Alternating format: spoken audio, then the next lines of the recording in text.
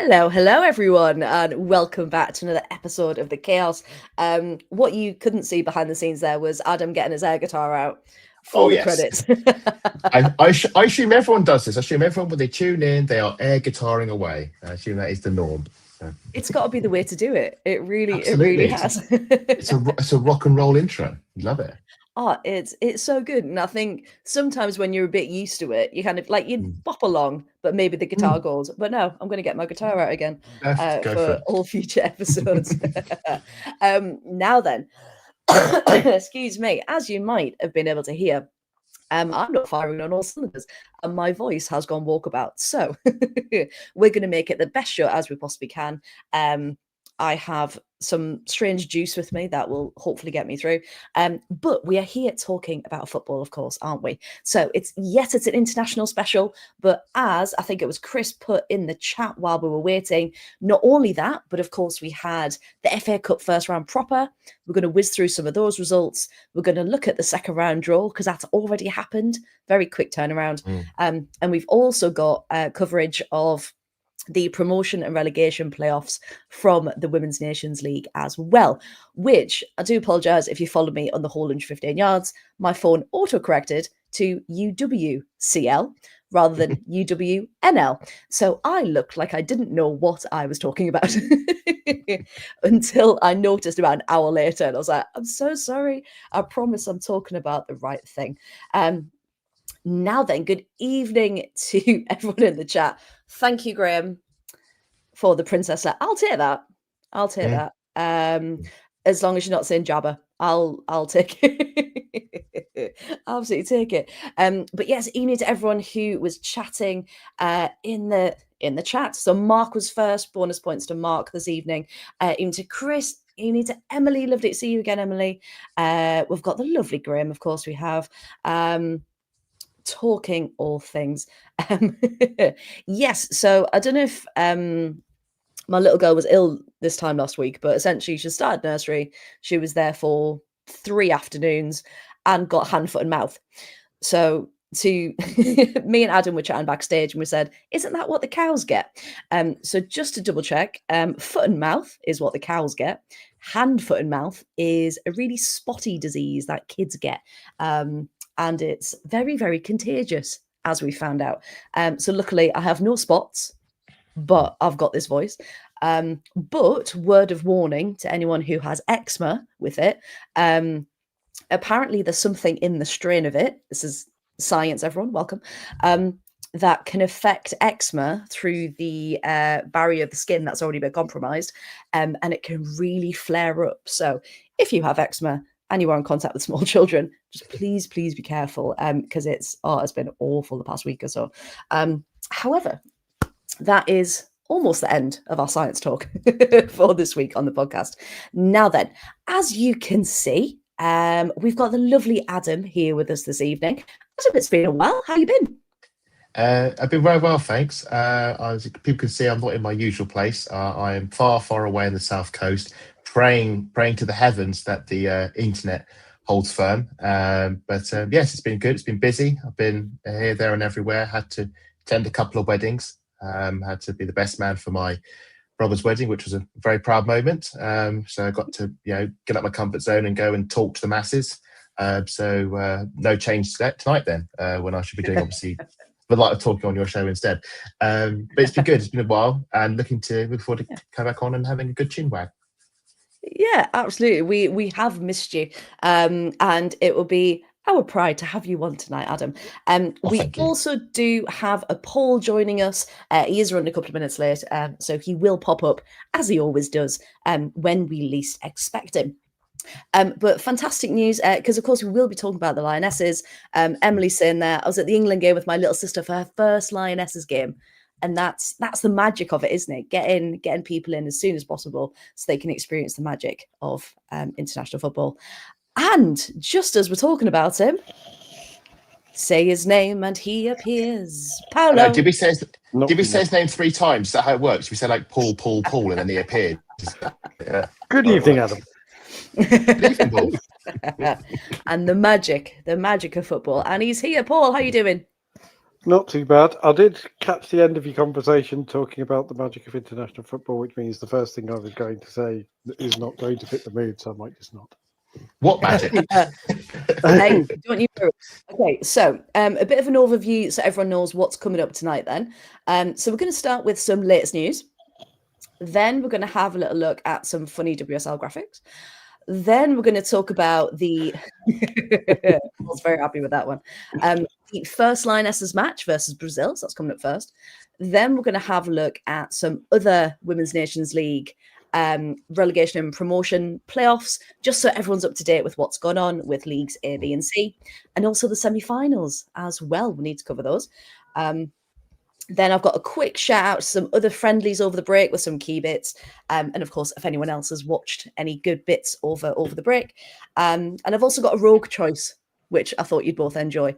And then we'll talk about the game versus Australia, of course, sold out at Pride Park. FA Cup, and then looking at the fixtures for this weekend. And then, Adam, if you would so kindly give us a bit of an update about Arsenal and Champions League, because, of course, we've got another game, which seems mad, very, very soon. So that's kind of running order. Of course, the chaos always happens. So, if it gets a bit mixed up, it's absolutely fine. So let's start with, and in fact, I'll give you as a choice. For the latest news, would we like to start? Because we've got, instead of the good, the bad, and the ugly, we've got the bad, funny, or the ugly. Would you start with the funny or the ugly? Let's start with ugly. Yeah, let's get Into the high. Get the ugly out of the way, and then move on to the funny. Get the ugly out of the way. Now I've caught up because I purposely, in my own one-man protest against the stupidness that is the international friendly break, I decided to use it to, watch other things and enjoy my Sky Blues still being top of the championship. Just got that one in there. Congratulations. Hey. And so I've been catching up this week. And yes, I suspect I know what you're going to talk about. But so you're going to be getting a Frank Lampard T-shirt on the back, and is it all? Let's not push it. I am willing to admit I was wrong about Frank Lampard as a confirmed critic when he signed. I'm willing to admit that I am wrong about that.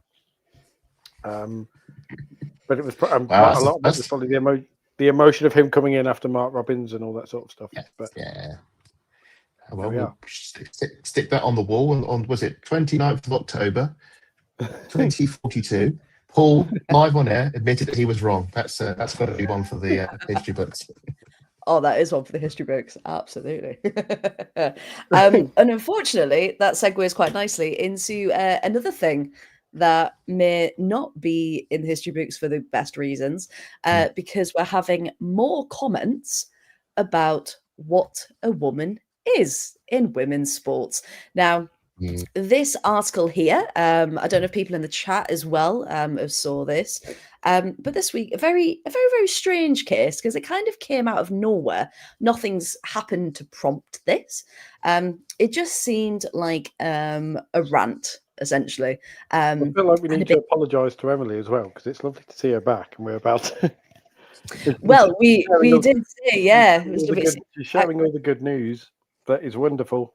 And then we're going to talk about something that is stuff that we've got people in the world who think like this. Yeah. So this was a statement put out this week. I think it's about 3 days ago now, maybe, by an Angel City FC player, apparently, which, although she didn't name, and I'm not naming her on purpose because she's not worth the time, she didn't name any players in particular in her essay, and I mean essay that she wrote on X. It did leave a very bitter taste in the mouth, especially those, including us, including everyone in the chat, our community, everyone who's trying to grow the women's game for how incredible and inclusive it is. So the sentence that starts it says the W in NWSL, and you just think, oh, here we go. What angle is she possibly covering now? And she goes on to say, essentially, she wants the NWSL to adopt clear gender eligibility policies, a bit like the FA, that have guidance of ovaries present at birth to define a woman in women's sports. However, she also included examples of testing that should take place, like the SRY genetic marker, like we've seen recently at the World Athletics and the World Boxing Federations, and we all know how that went down at the Olympics. She also doesn't name anyone in particular, but the fact that a teammate of hers who has gone through this discrimination, abhorrent discrimination in the past, it begs the question, why on earth is she doing this? And she finished the rant by saying, it would be nice to have no need for clear eligibility criteria. Unfortunately, when money, power, and fame are at stake, which inevitably happens in professional sports, competitors may try to push on what is right or fair, especially when the goal of winning requires using every available advantage. Now, I would just like to say, before I let you two, of course, have your thoughts as well, when will people start thinking that men are putting on wigs and going, oh, you know what, I'm going to play a game at the weekend and I'm just going to be a woman for that 90 minutes? That is not happening. It would not be allowed to happen, for starters. And just because you don't think a woman fits into a certain box does not make that woman any less of a woman. And everyone, rightly so, has gone very, very angry at this, and have called for Angel City to come out and say something. So yeah, Adam, when you were first made aware of this, what? Yes, with sort of oh no, not again, not this whole toxic, awful discourse that we've seen time and time again, and will continue to do so. And it's, I don't think people realise people who are trans in this situation, they don't choose this. It's not. It is them. It is who they are. It is how they are born. It's how they are. The men don't just say, you know what, I fancy playing in a women's team and I'm going to dress up as a woman. It's not like men are trying to invade women's football. And as a bloke, I've learned so much about this, having gone into women's football. Oh, hello. I've learned so much about this whole, field, having gone into women's football, and realised how hopelessly out of depth I am on this sort of stuff. But I can think of, I can highly recommend Becky Sauerburn, who did a brilliant post. I read that, and anybody, it's the perfect anti-response, if you will, to what this awful post was. Which basically the key line is, trans women, as you say, in women's football, they are not a threat. They are not a threat to women's football at all. And there are people who are making it a threat. There's the whole thing about gatekeeping, and there are women trying to define what women are, and it's disgusting. And it just goes down to, and you see it throughout history, of just people trying to score prejudice points to sort of further their own, circle of power. We're seeing it more with social media, as certain people who run social media, or people with greater influence in social media, have more, shall we say, extremist or right-wing views who allow this sort of narrative to churn and grow because it gives them more clout, gives them more attention, gives them more clicks, and it just festers more. People know that hate is easy. Picking on people and hating people is easy, and it's a cheap way to score points, a cheap way to become popular and gain notoriety and get people to fall on your banner. And it's cheap and lazy, and it's disgusting, and it's happened throughout time. It doesn't, if it's colour, if it's sexuality, if it's who you love, who you are, how you look, who you think. Throughout history, there's always a majority that picks on the minority, and unfortunately, in this. At the moment now, the radar is on this narrative about women in playing women's football, and certain women trying to stop other women from playing football, and then you get this weird situation: women who are born women, are women, also getting dragged into this as well because they don't quite fit on what is it, and it becomes such nonsense. And the logical leaps and jumps that people take to try and justify their stance, and then when you actually pick it apart, thinking you're contradicting yourself. and it makes absolutely no sense. And unfortunately, it's just people have realised that, you know, as this footballer's noticed, this is going to get for all the attention. People are going to rush to her, and will probably retirement. You know, one of these people that constantly reposts and retweets and these supposed to come out and say how bad it is, because I think there's an Olympic athlete who does it all the time, and there's I think back to when, I think it was the League Cup final last season when there was a nonsense protest before that game. Unfortunately, it's just people going to be like this now from now on. But thankfully, there is a significant response. I said from Becky Sauerburn online, there was an article in The Athletic, rightly pointing out what a nonsense this is. And thankfully, there are people like that who are, you know, standing up to this nonsense. Yeah, and it's just, I think it's getting to a point where it's like, why are people still on this trajectory? Like, why are people so bitter about something that isn't even a threat, and it's causing so much harm? Yeah. You know, one of the things, so like I said in the rant that this person puts in, well, we need guidelines so that people aren't confused about who can compete. And it's, well, no, there's no specifics, because it is inclusive. And if you are a woman, you can play in a women's league like that. That's it. And as soon as you start bringing the specifics into it, then you are excluding certain demographics.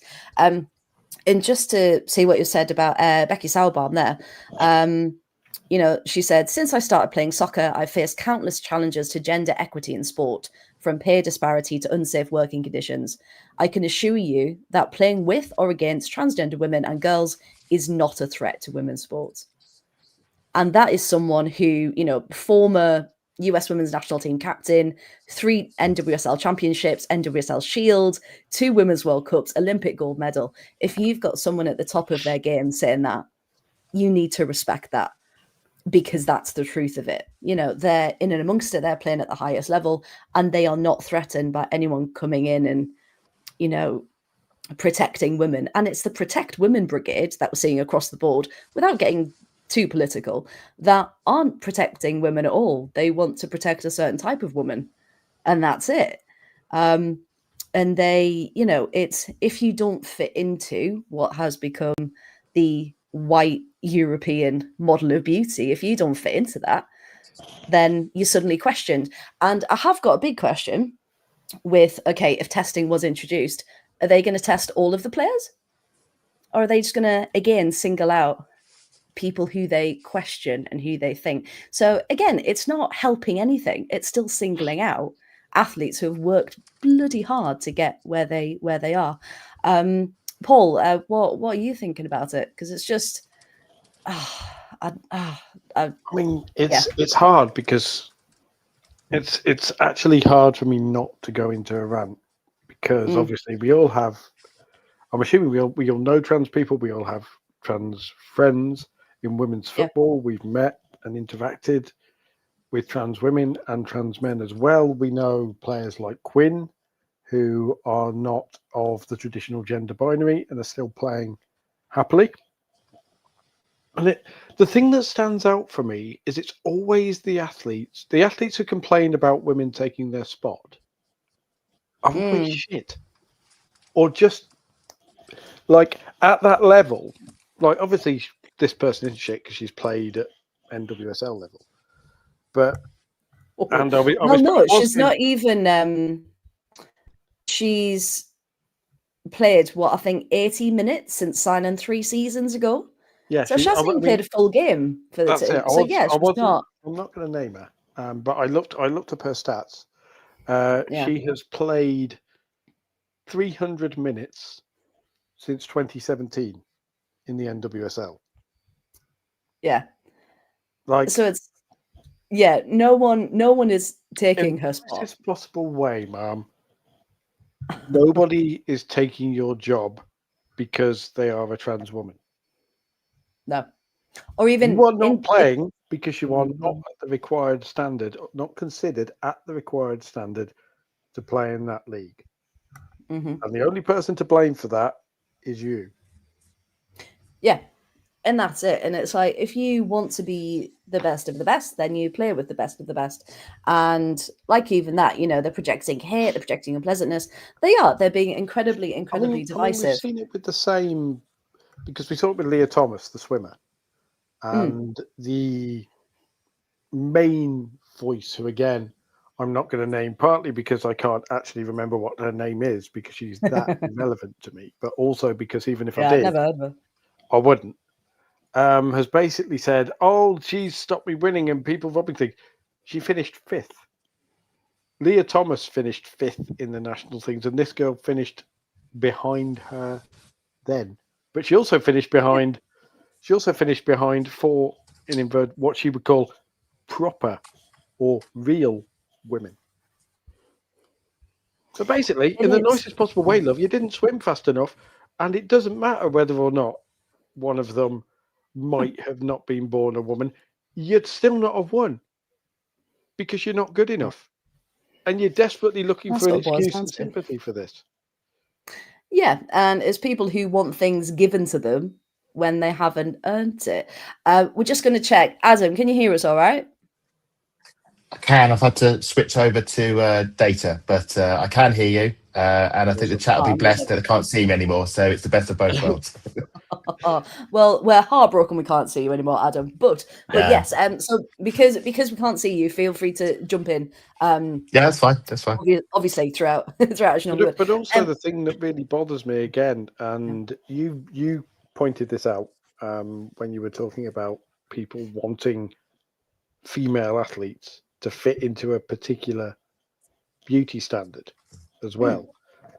Not only is this rant, because that's what it is, horrifically transphobic and horrifically bigoted, it's the racial undertones of it are horrific. Because, as we all know, the first athletes to get questioned gender-wise are people who are not European. Barbara Banda, Rachel Kundananji, the Samwa Chawinga, Imani Khalid, the Chawingas as well. And the thing that bothers me most about it as well, and Zach makes this point as an American. Hello, Zach. Yes, I was going to say our good friend Zach. Yeah, who makes this point about hating what America's going to invite. Just the absolute dog whistle of her referring at one point to American values. Yes, what was it? American core values of what was it? Fairness and something else. And it's like, no, you can have those values in general, Also, but they're not. Have you studied the history of your country? Yeah. Do you know how it started, where it's come from? But yeah, it's just, and the fact is, and Jackie said this earlier, even though Barbara Banda wasn't mentioned at all, but we know, of course, she has a history of these horrendous comments. The article that ran, I think it was in the New York Post, they put Barbara Banda's photo with it. She wasn't mentioned. And it's like, you're now making this into this huge thing, bringing attention back to these players who, they don't want this media spotlight. They don't want anything. They just want to play football because they are women. And they want to play football, the game that they love, and they're being questioned about it. And if this was so seriously a thing, why are they not questioning any white women about it?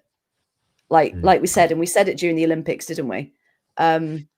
There's been no question. I'm genuinely now trying to think of a white athlete or white footballer who has actually had her gender openly questioned, either by people within the sport or just the horrors on social media. Because I don't. It's a good point. I can't think of one.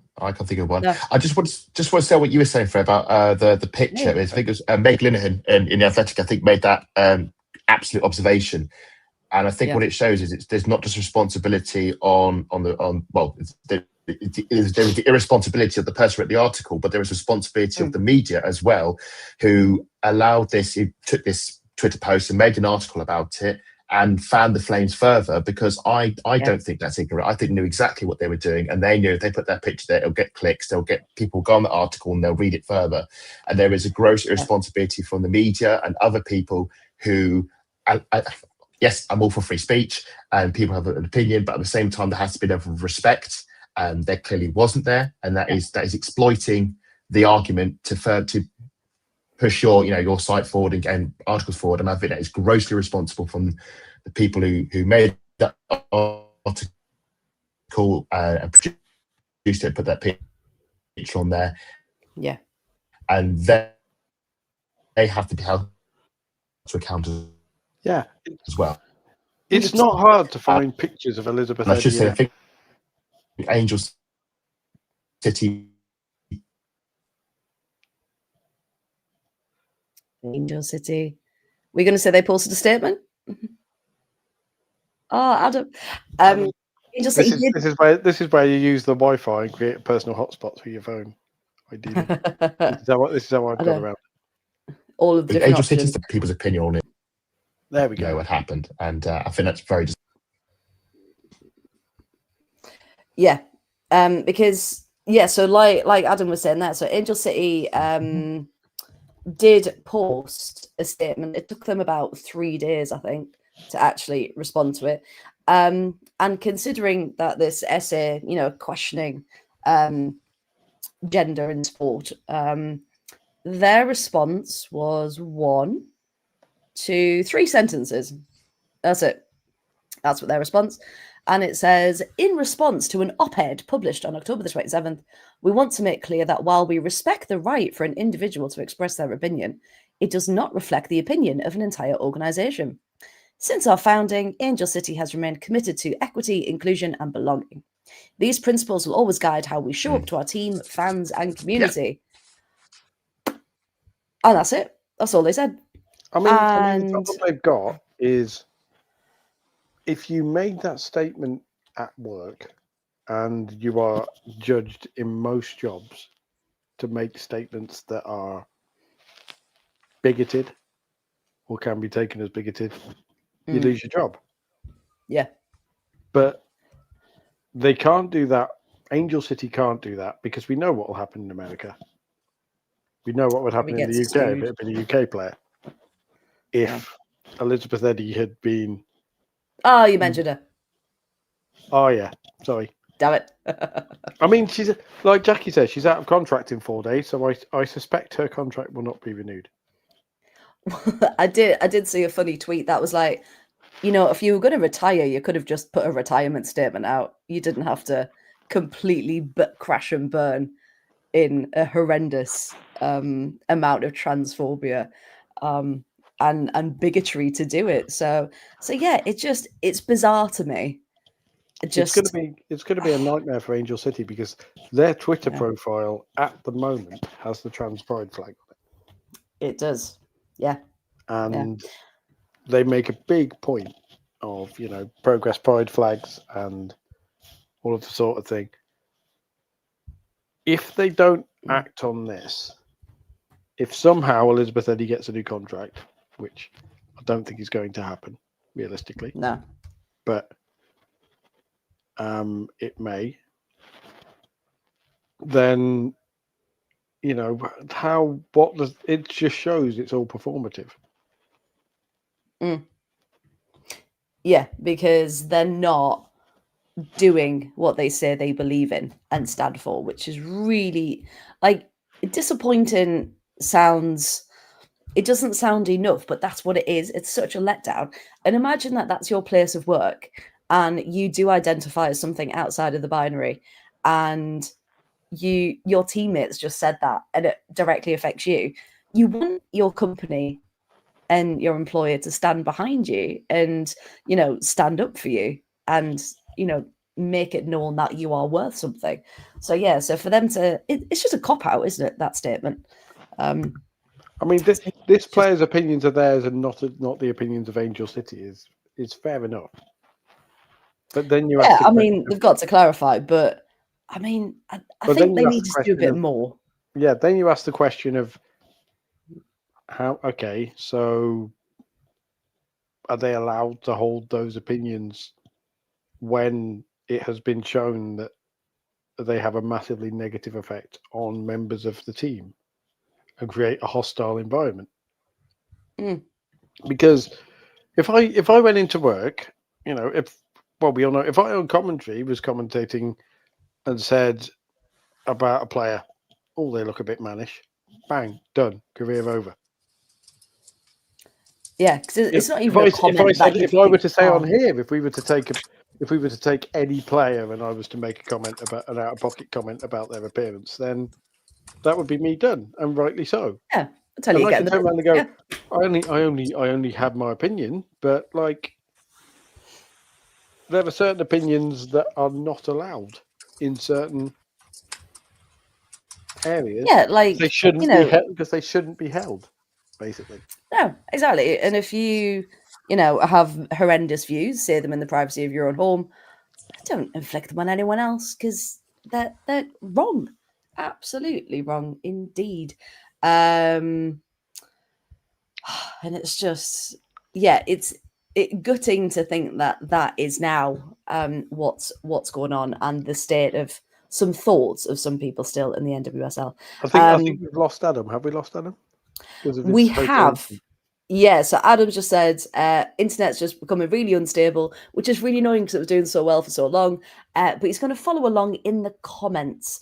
Good. We really hope Adam can be a part of this conversation. He did make excellent points when he was talking about how Angel City, like he's basically fed the thing about me saying, it's creating an environment where her teammates have said that, and presumably she's been in there going, oh, Barbara, we support you, because she'd have seen a part of that and she'd have been in team meetings involved with that.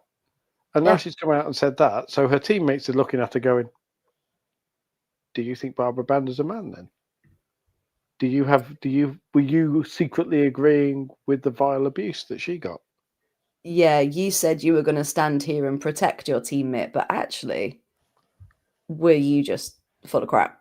And you're completely two-faced. So, yeah, I can't see her getting her job after this, to be honest. And the statement, the study that she attempted to cite as well.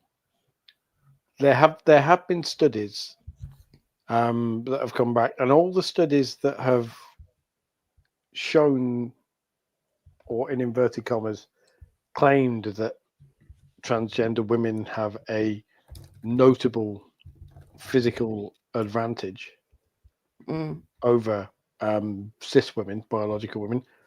Yeah. Can we say cis women? Because apparently cis is a slur now and all sorts, and it's just ridiculous. This is what people are saying. So I will use biological women. If there is anybody in the comments who knows if there is a more correct term, if you like, to use. Assigned female at birth, maybe. Assigned female at birth, possibly. But either way, trans women do not have any noticeable advantage over women who were assigned female at birth. No. And this has been proven. And I'm saying it's the bandwidth can't handle. Here it is. So I'm sure this goes without saying, but Emily, it's wonderful to see you back, and it gives us the perfect opportunity to say you are welcome here. Trans people are welcome here. Everyone is like welcome here. Are absolutely abhorrent. Yes, I correct myself and say all gender identities are welcome here, because obviously so many different things. But you got the point. And views like this are absolutely abhorrent, and this is quite tame, my rant about it, because I'm ready to go. I was ready to go a lot further about it, but it's much easier to respond to stuff like this with just calm. No, I think we will not stand for it. Everyone is welcome here, and we are working very hard to make this an inclusive, safe space with an incredibly diverse community, because that's what women's football is. It's such an incredible space. Even Arsenal fans, even Chelsea fans, even and Chelsea fans, even Man United fans. There we go. But yeah, as Chris says, all this happening in 2025, bloody hell. Yeah. And that's the scary thing. Social media, we always say it can be a wonderful place. It can also be an absolute cesspit. So we just need to keep protecting those who, these bigots are going against. And we will continue to do that. We really, really will. So yeah, if anyone's got an issue, send them to me and Paul and we'll sort them out. Now then, so started off quite serious. We do know that. So shall we go on to something a little bit silly Yes. to lighten it up again? Now, with the international break, of course, there was a perfect opportunity for clubs and social media accounts to, reflect on the season so far, goals of the month, players' stats, all the good things that we want from the league. The Barclays WSL account did not do that. They concocted what can only be described as a 90s fever dream of a graphic mixed with Paul. I think he said like an epic photo shoot gone wrong, with a very soft lighting filter, and this, of course, of course it is talking about Chloe Kelly's Clutch FC, because of course she is the queen of Clutch. Now, Adam rightly saying it's the worst graphic I've seen since the previous WSL graphic. Yeah, so whoever's making this AI imagery, or if it's a person doing it, please stop. Please stop. My eyes can't take all that effort for a career substitute. Oh God, it's giving us a headache just looking at it. I thought I was ill when I came on the show. I'm feeling worse now. I'm trying to work out. It's giving one of two things. It's either Right. bad 90s one-hit wonder pop album. Like it's like Spice Girls meet Billie Piper, isn't it? It's very. It's like I'm trying to work out. Is it an album or is it a single? It's very Y2K. Like mall photography, yeah. Oh God. Or yeah, is it like the front, the big opening, start clip, and this may make more sense to the men watching of a certain age. It's giving FHM cover circa 1998. It's just tell me what it looks like, because they've done the soft lighting on it. It looks like if you ever got a CD cover wet and the ink started to run, or like on your cassette if you got caught in the rain. And it just, so I saw this and I'm too old to understand what Clutch means, really. And then I was like, Clutch FC, she's the manager. I was like, what is this? Do you want me as the official Gen Alpha dictionary? Oh yes, please. Of the please, podcast. Yes. To translate, not in Gen Alpha language, because Rosie will ruin me if I do that. Next time she's on. Yeah, where's Rosie when we need her? Clutch is able to produce under pressure, apparently. Able to produce. Why can't I just say that? It's an American. It's an American term, and if you say someone is a clutch player, it means they are able to produce in the big moments, or able to produce when they need to. Right. I mean, she's parlayed scoring some penalties into a whole industry, hasn't she? Because hey, that's whatever. I'm with Adam. Thought Clutch was something you use to change a keys in a car. I'm just going to put out there, I am done with the Chloe Kelly era, and I would be perfectly happy. I would be perfectly happy if she just kind of faded into obscurity on the Arsenal bench, because go on then. Why? Because firstly, I compare the way she is doing stuff to the way Hannah Hampton, who is equally responsible for that Euro 2025 triumph, has reacted and is Okay. Hannah Hampton in the sense that Chloe Kelly is Alicia Lehman who's won something. Like genuinely, she is. But the funniest thing is, who else is a manager in Baller League? Alicia Alicia Lehman. Lehman. Like So it is. she's Chloe Kelly is a decent WSL player. She is a squad player for England. She is. If Chloe if Chloe Kelly was dropped from the England team, there are 3 or 4 players I could think who could come in to replace her. This is the thing. Okay. She's top 10 Ballon d'Or nominated though. For 2 penalties in 2025. Yeah, like the Ballon d'Or is not. People remember the moments, don't they? The Ballon d'Or is not a measure of quality, Adam. Because if it was a measure of quality, it would actually have non-white players in the top 10 for a start. But that's a completely different conversation. Very good point. Cheers to that. Yes, very good. And this is what I mean. I don't know if this is my natural reaction to it or just whatever, but right.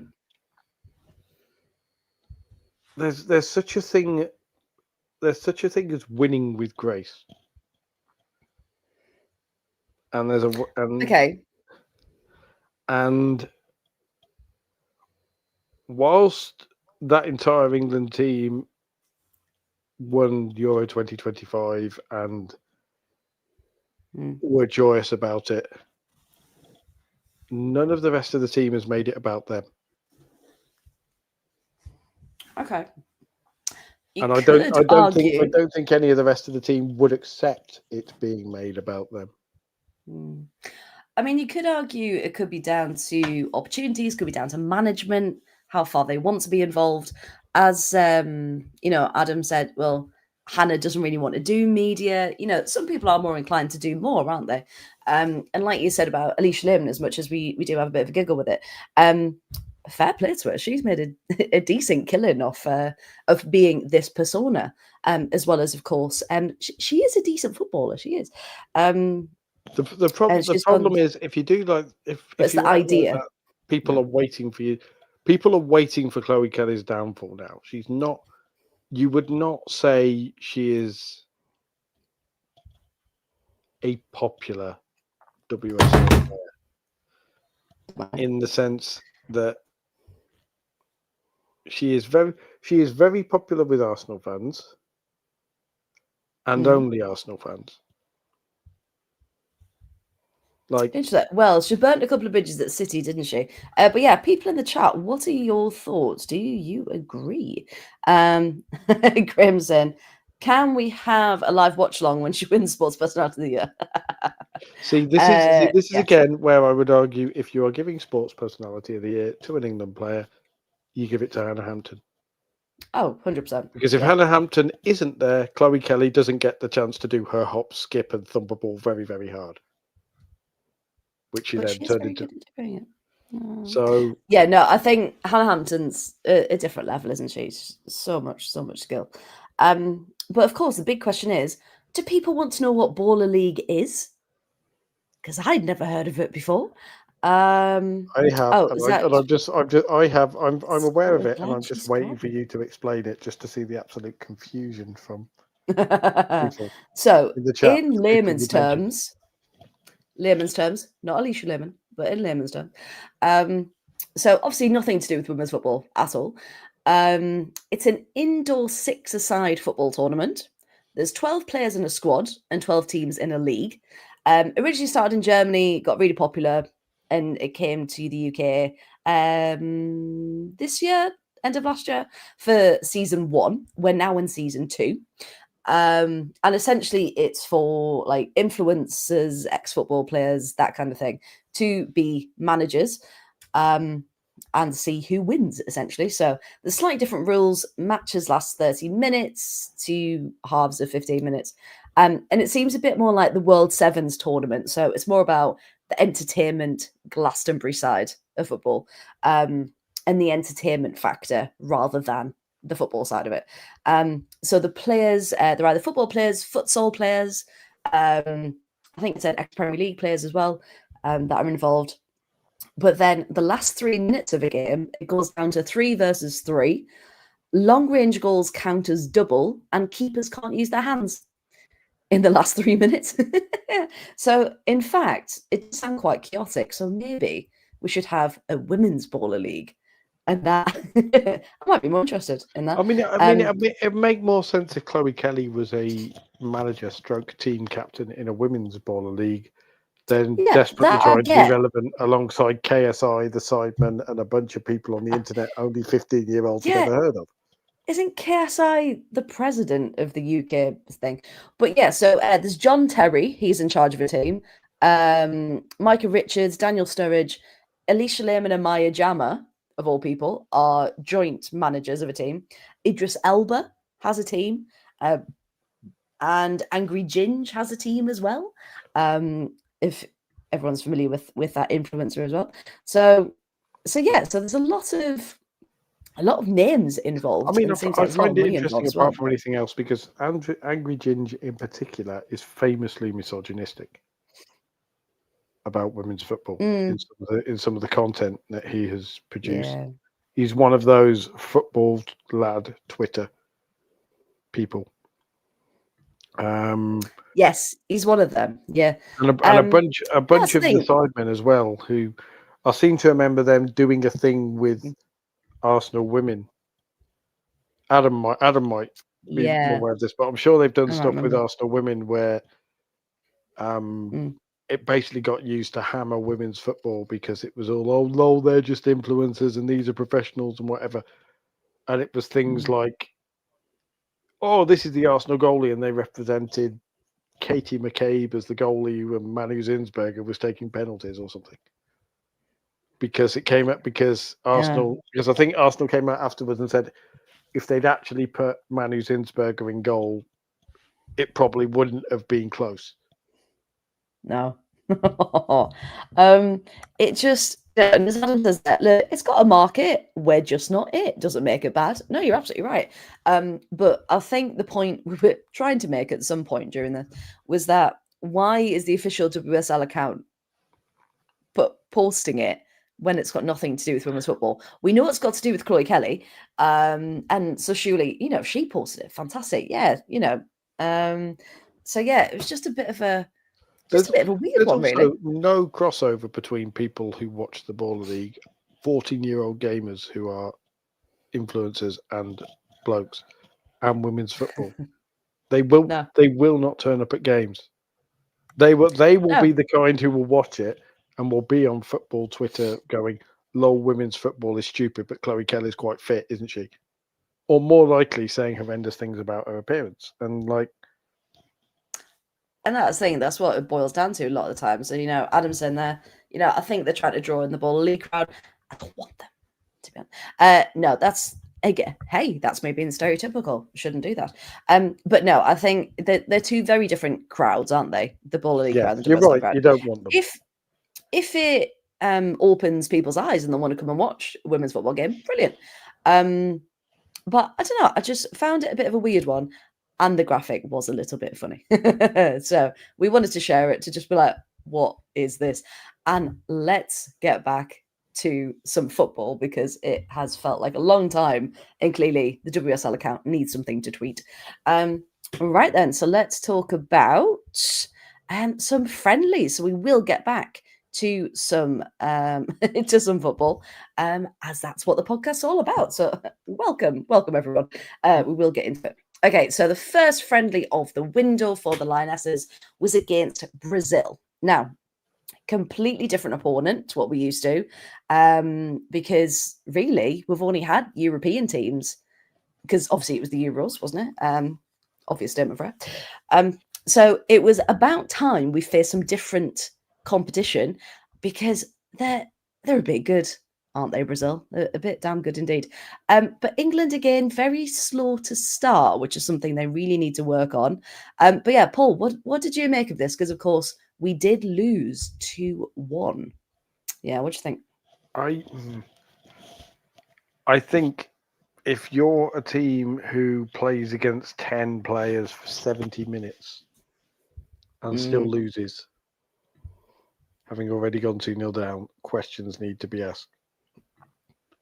And they won't be, but Brazil, and I read an interesting thing somewhere that said that Serena Wiegmann's friendly opponents that she's selected are very specifically teams that don't play a European style and have been assessed as able to attack the soft underbelly of the Lionesses and exploit perceived weaknesses. Okay, so she's done it on purpose. Very good. So she's done it on purpose. But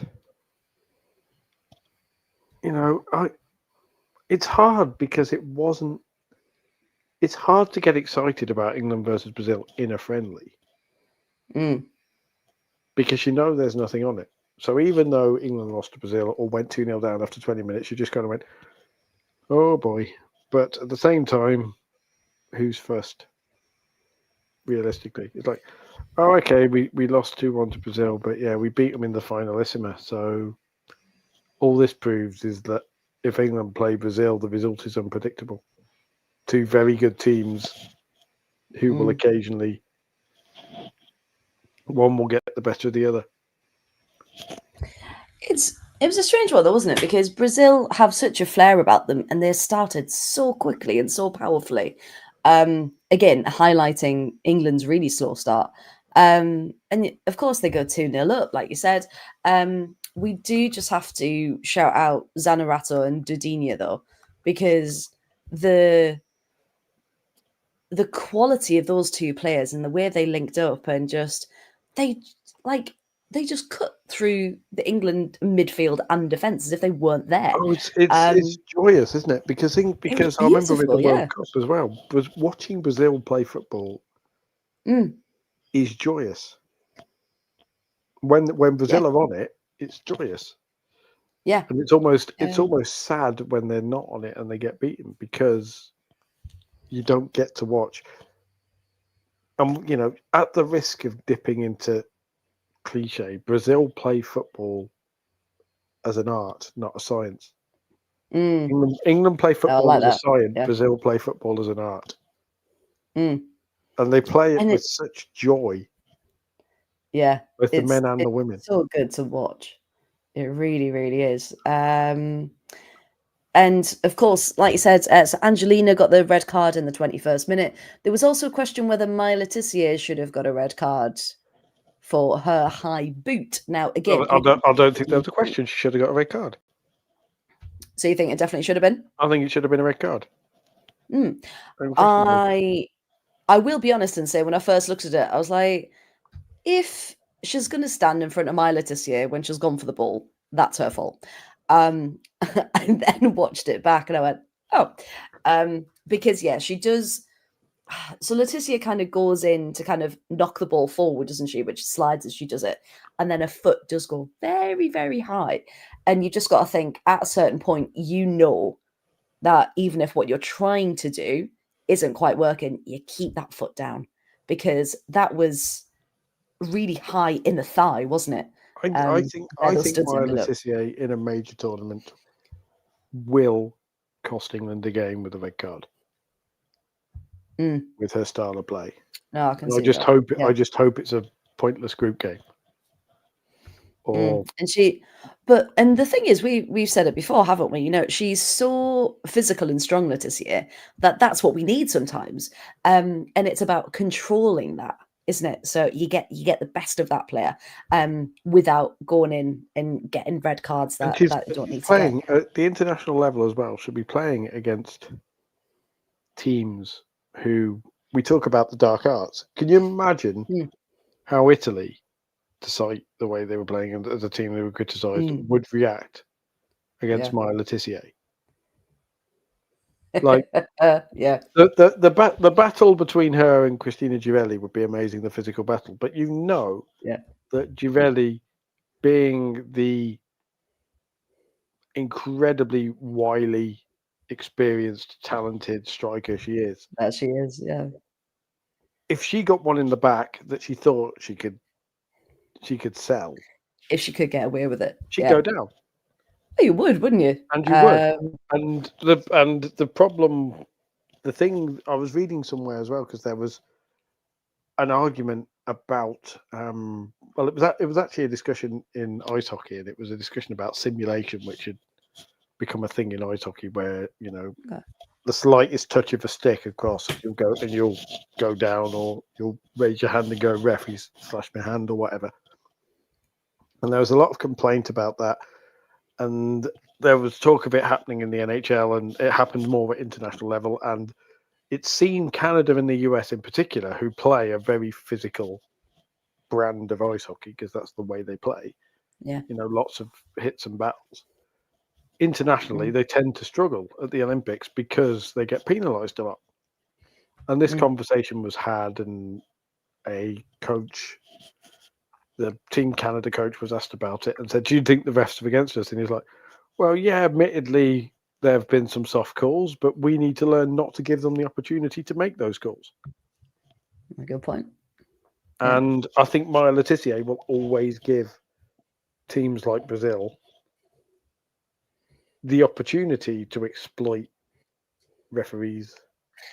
Yeah, it's been clever in how you do it, like you said, the dark arts as we call it, because it is if you're obvious in your tackles and challenges, then you will get sent off. But if you're a bit sneaky here and there, because a lot of people, of course, as they do with any South American country, the comments on Facebook, the dirty players, the cheaters, the this, the that. No, they're just physical, and it's a completely different style of playing. And there's a bit of shirt pulling and a bit of this and a bit of that, but to go off it to that level, you can tell that South American teams have learned the game in a completely different environment. And when I say completely different 100%. environment, I don't mean in terms of privilege. I mean in terms of how they grew up playing the game and the types just of the games way they play, and the fact that a lot of there's all the stereotypes about they play in beach football, or they play on bumpy pitches, or they play in large team games in favelas or wherever else, where you have to be able to stand up to a tackle, and you have to have a little bit of a dark art, and you have to be able to to stand up for yourself. And I think a lot it's just strength, isn't it? Yeah. I think a lot of the England team were coddled, and I think we need to have a conversation about the English midfield. This game, more than any other, showed we need to have a conversation about the English midfield, because, like you say, Brazil went through them like a hot knife through butter. They just weren't there. They were non-existent. And again, it's something that's really, really worrying. So, in that midfield, we had, bear with God. It was the first choice midfield, wasn't it? It was Toon, Stanway, Walsh. Which many would consider the first choice midfield at this point. Yeah, so they had Serena had Stanway and Walsh in front of the back four, and then Mead, Kelly, Toon in front of them, and then Russo up top by herself, apparently, according to BBC. So you're Walsh, Toon, Stanway kind of thing. I am still not convinced by Ella Toon. I am awaiting the end of the Ella Toon era with anticipation. The shame is, though, like, for United, like, we know what a player she is. but there were a lot of times in that Brazil game, and she wasn't the only one, but noticeably, that Brazil were just too quick and were first to the ball, or they robbed it off her feet, or I mean, there was a lot of time in the Euros where she was absolutely anonymous in a yeah, way that Frank Kirby wasn't 2 years yeah. before. Mm. And Yeah, just need a bit more. Well, a lot more, don't we? and Kira Walsh needs a bodyguard. I think we've established at this point. By which I mean she is the quarterback, if you like, but she needs an offensive line in front of her. Yeah, and she needs. And I don't know if England have that, because I don't think Grace Clinton is it. I don't think Georgia Stanway is it anymore, because Georgia Stanway is a frustrated number 10. I thought I didn't realise Stanway was on the pitch, to be honest. In both games, England need a midfield destroyer. They need a player who can break up play and put in tackles and tell you who really did that in the second game. Lucia Kendall. Well, we were going to. I was going to move on to her as a player who did that, because she might be so good. She might be the player who does that. She's got that youthful energy. She's got nothing to lose. She's not intimidated by reputations, and she's got that hunger to play.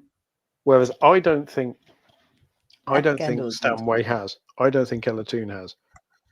Because I think they think they're the first names on the team sheet now. And that's the thing, because, as Adam's saying that, we're still playing Stanway and Walsh after 5 years. We need to evolve. We need something in that midfield. So like you said, there needs to be competition. And if you think that there's no competition, then you might get a bit complacent, even if you don't realise that you are. So the fact that you've got Missy Ball-Kearns coming in, you've got Lucia Kendall coming in, you've got different names that can start and will start. Should start. But will they start is the question with Wiegman. That's the thing. And yeah, because we've got more friendlies coming up, haven't we, against China and Ghana at the end of November. So hopefully that's time for those Ella players. Toon isn't nasty. She No. hasn't got it. There's nobody in an England midfield who have an edge to them. Stanway used to have an edge, because we used to joke about yellow cards. She doesn't now. And we talk about, and Zach might have this view, obviously, as an American. For all the critique and for all the moaning I've made about Lindsay Horan, is she still using Lindsay Horan, or is she Lindsay Heaps now? She's Heaps now. She's using a married name.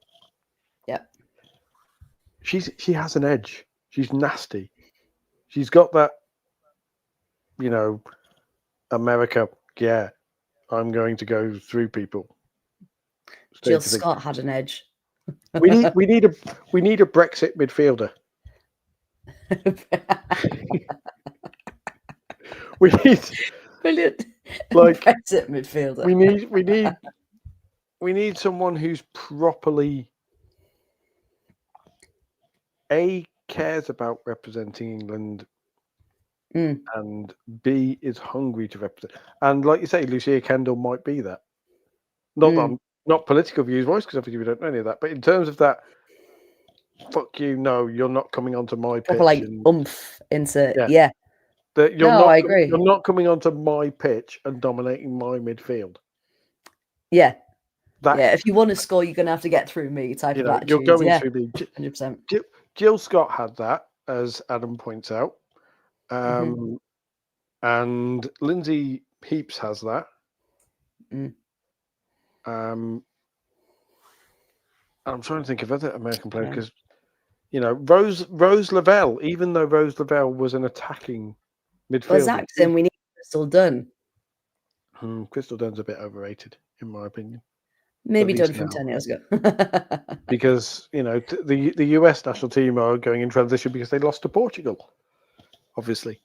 They did. over the international break. They got their revenge by 1 goal afterwards, but this is a Portugal who didn't qualify out of the Euros group, beating yeah. supposedly powerhouse USA with best manager in the world and all of this sort of stuff. And I worry that England are going the same way as the USA did at the World Cup.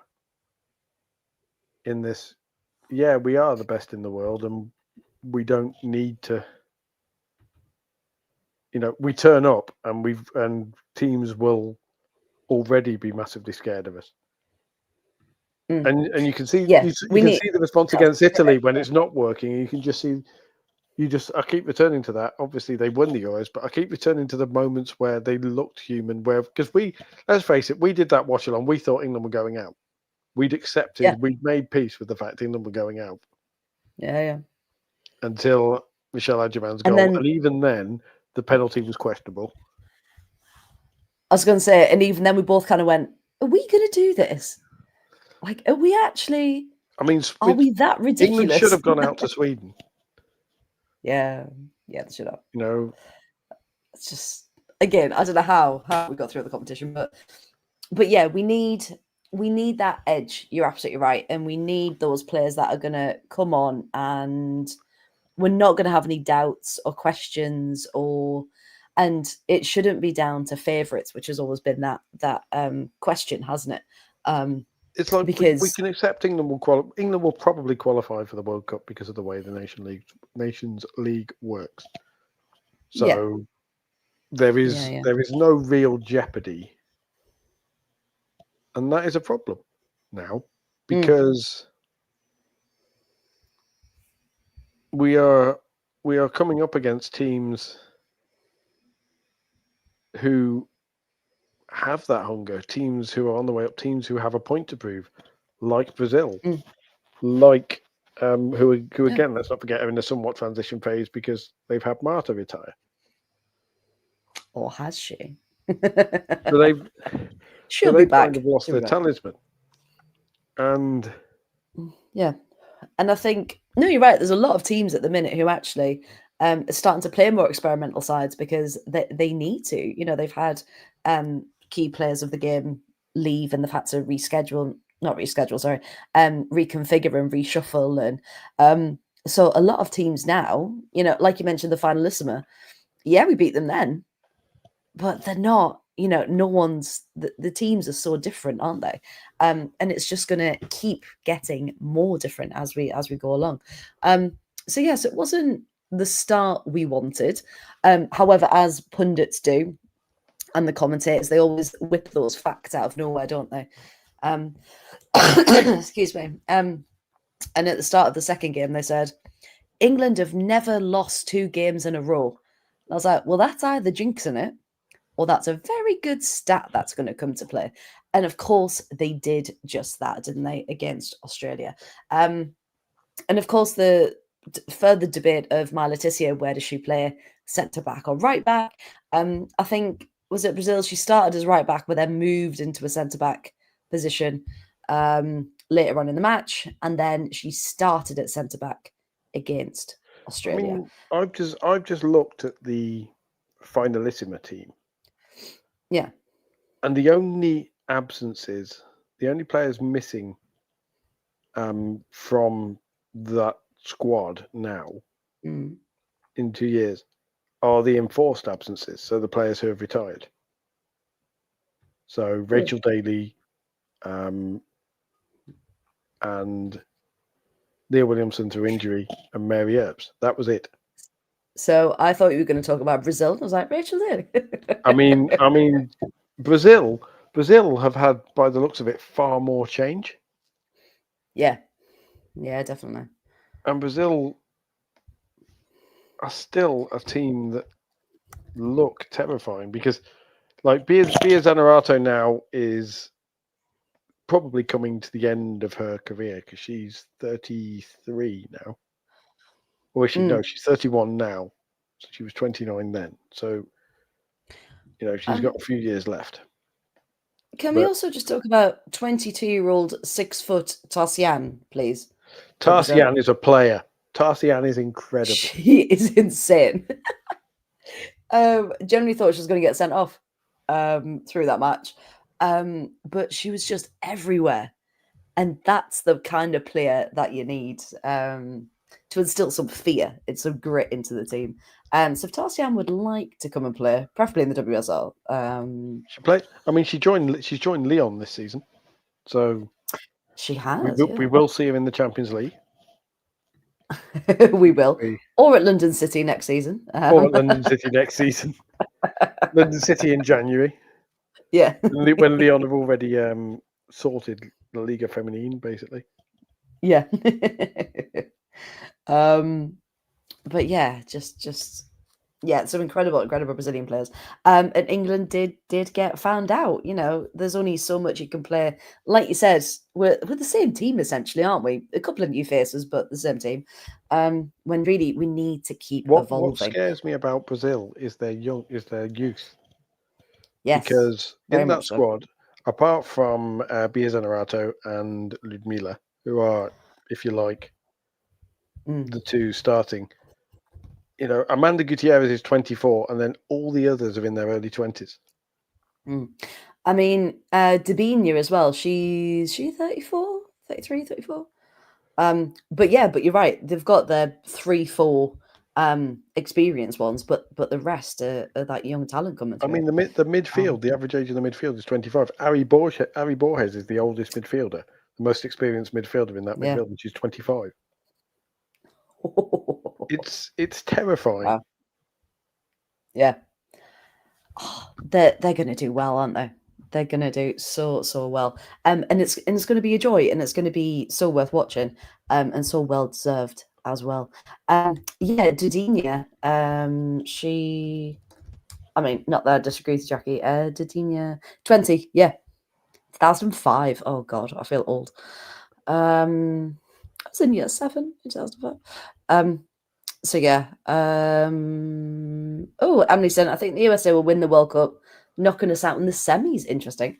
And beating Spain in the final. That's a very bold call, Emily. Spain will beat Germany in the next Euros. Spain, annoyingly, have got some very good goals in this break. So what we're going to do now then, so we talked about Brazil. We're going to just recap the relegation promotion playoffs that were also going on, because not everything was a friendly during this match. And then we'll get to the Australia game as well. Paul, did you manage to see any of these promotion relegation playoff games? I kind of kept an eye on them. The ones that really stood out for me were like Poland drawing with the Netherlands. Quite impressive.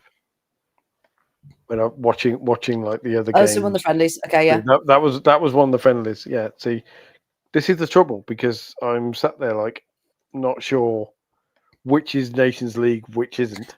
Okay. Excuse me. So there's only six games that were relegation / playoff. Iceland finishing off Northern Ireland as well, which was so that was a funny one, because they were due to play yesterday when all of the other matches were going on, but because of unprecedented snowfall in Iceland, they had to abandon the match. Well, they didn't start, and then they had to replay it today. I think it was. Did you see the final score there, Paul? 2-0 to Iceland. Oh, it was 2-0 when it finished. Okay, that's fine. So yes, I think it was 4-0 on aggregate. So yeah, Iceland comfortably kept their place. Denmark thumping Finland as well. Did you see this? 8-1 on aggregate. 8-1. It was, I think, 6-1? Yeah, so 6-1 in the first leg. Yeah, and then 2-0 at home. It was, I'm quite worried about Finland, and I know we said this at the Euros as well, but something needs to change, because they're not. Holmgaard scoring twice. Yes, she did in the stoppage time. So essentially there was the AB playoffs and the BC playoffs as well. And if people were watching last week and remember my lovely little graphics, it told you who was playing what and where. So essentially the only team that gained promotion were the Republic of Ireland. So they won 4-2 in their first leg against Belgium, which was a very, very good result. The second half was incredible. It was only 1-0 at halftime, I believe. And then in the second leg, they went 2-0 down. So it would have been 4-4. Then Abby Larkin in the 90th minute scores for Ireland and just puts them ahead on aggregate 5-4. So yeah, a last minute magic goal from Abby Larkin there. It was a gorgeous finish as well. It was. Proper little spin in the area and box in the box style. No, it was so good and so well deserved as well. I think people had questions about Carla Ward coming in, but I never did. I think it was the Villa bias in me. But yeah, she's done a very good job. The players are incredible. A lot of youth coming through as well, and both second halves have been a lot better than the first. So whatever she says at halftime must be working. So Republic of Ireland are back in League A for the World Cup qualification draw. So remember, the higher you are in the leagues, the better your chance of qualifying for the World Cup. Austria and Denmark stayed in League A. Albania and Turkey stayed in League B. Austria, though, initially went 1-0 down to Czechia in the first leg. And you thought, oh, hang on, can Czechia do it here? But in the second leg, Austria did win 2-0. And did you Laura see in the second leg, Feisinger, Barbara Votikova got sent off as well, which I probably, saw she got didn't sent really off. help their cause with 2 yellow No. cards. No, you'd think, you're trying to win promotion, maybe be a bit careful. Like the silly red cards in friendlies, but when you're trying to get promoted to League A, come on. But yeah, Fortunately, I Laura did see as well. Feisinger has retired from international football, which has been very, very quiet indeed. I think they announced it after the game, and I think she announced it first, and then the federation didn't announce it until quite a while later. So I don't know if it was planned, if people knew about it, if they didn't. But the fans didn't get to say goodbye, which was quite sad. It did make me a bit sad that Football Lad Twitter got really excited because somehow one of the banter accounts realised that one of the players for the Czech Republic had the surname Bendova. So I would, and all those jokes are just like, yeah, very funny lads. But also the one that I was really keeping an eye on, of course, it's all very well having these finals, but the road game that I was really keeping an eye on was the nastiest, most vicious derby in world football, the Virgin Islands derby, of course. No, that's my rogue one. No, that's your rogue one. Okay, not good. Yet. So you picked the same one, right? Okay. In which case, I will move swiftly on back to the bit that I was going to talk about, which was the Nations League semi-final. We had the boring one. Hang on. Am I jumping ahead of you? Yes. No, so what I was going to do was do promotion relegation first, wrap that up, and then we could talk about semi-finals because they're actually okay. I will let you talk, Paul. I will let you talk. Okay, so just quickly then. So, yes, Austria went 1-0 down, but then did come back in the second leg to stay in League A. Denmark, as you mentioned, won very comfortably over Finland, 8-1 on aggregate. So they're staying in League A. Cyprus were almost a shock. They won against Albania in the first leg 3-2. But Albania came back in the second leg to win on aggregate 5-3. So Cyprus, unfortunately, still stay in League C with Albania in League B. And then we said about Northern Ireland versus Iceland, had to be rescheduled. But Iceland did comfortably win. So they stay in League A and Northern Ireland stay in League B. Paul, semi-finals. Now, these were between Spain and Sweden and Germany, France. So take it away, Paul. Spain v Sweden was boring, basically, and we can get that out of the way very, very quickly because Spain beat Sweden 4-0 and in the home leg, and in the away leg, Spain only won 1-0, but they won, and it's just really, really, really boring watching Spain play, and I hope that they fall from grace sooner rather than later. Alexia's goal was really nice, though, in the first game. It was really, really nice. I enjoyed it. I mean, it was. But it was predictable, wasn't it? I wanted Sweden to fight a bit more, to be honest. But it's also just Really? not very interesting. And Alexia Putellas isn't very interesting. She's just very, she's very, She's very the queen of Barcelona. How dare you? She's very, very good, but not in an interesting way. She's good. She's good in the same way a Volvo is a good car. Wow. Okay. Like Alexia is a Volvo. Okay. Like it's really, really good, and sport version though, right? It's really, really impressive. And if you want to get the job done, you'll enjoy it, and you're always going to get a great performance from it. But it's a Volvo. Like nobody dreams of a Volvo. Nobody dreams of, when they think of football, nobody dreams of watching Spain. Some Twilight fans may beg to differ. When Edward Cullen was revealed to drive a Volvo. Oh, that's a bizarre choice by Stephanie Meyer. That was a very niche reference to those who. That was incredibly niche. Thank you. Was it a Volvo station wagon, or was it one of the sexy new Volvos that they? No, it's a sexy new one. I think it was like an XC40 or something. Oh God. Yeah. Yeah. But yeah, this is what I mean. They're boring. Like nobody looks and goes, "Oh, Spain are on telly. I want to watch them." Apart from Spaniards, of course, but nobody actively seeks out watching Barcelona except for Barcelona fans. Well, they're the ones that are broadcast most of the time, so it's it's people's only option. Right, we're playing. If players are cars, what would Bon Mati be? Zach's gone for an Audi Quattro. Interesting choice. Okay, interesting. An Audi R8. Audi R8. Oh yeah, good shout. It's really good, and it's fast, and it's technically brilliant.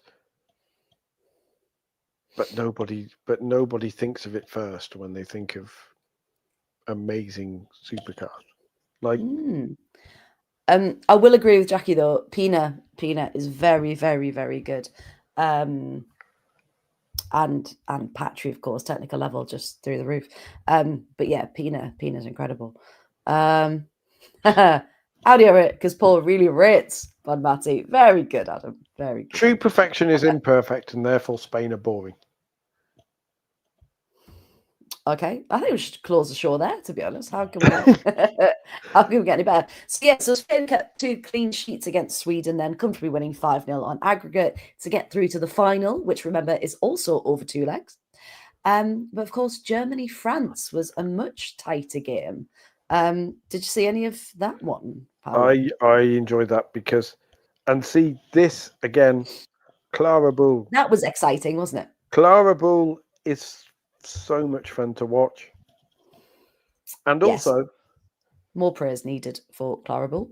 And also, this is the difference: all the Spanish players are the same; they're all the same style. Germany have recognizable different styles of player because Clara Bull is a flying winger, Lea Schuler's the battering ram, and then you have England need a battering ram, don't they? I think Aggie Beaver Jones could be the battering ram. That's a good point. Yeah. I think they could very much be, but there aren't enough battering ram strikers. No, we need more. There aren't enough Myra Ramirez style strikers. Yeah. And Bunny Shaw is a battering ram. Yes. Myra Ramirez is a battering ram. Barbara Banda is a battering ram. Yeah.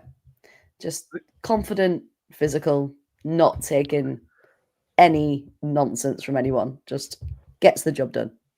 And then, of course, the 1-0 delicately poised at the Stade Michel Dornano in France. Oh, very good. With only 18,000 people watching, which is really strange. And France set the cat amongst the pigeons immediately. Malvi Malas going after 3 minutes. And then Naomi Anyomi scoring after 12. Clara Bull again, who is fast becoming Germany's new version of Alexander Popp, in that she can always be relied upon very much by the Germans. And then Clara Matteo scoring after 89 minutes to make everything a little bit tense.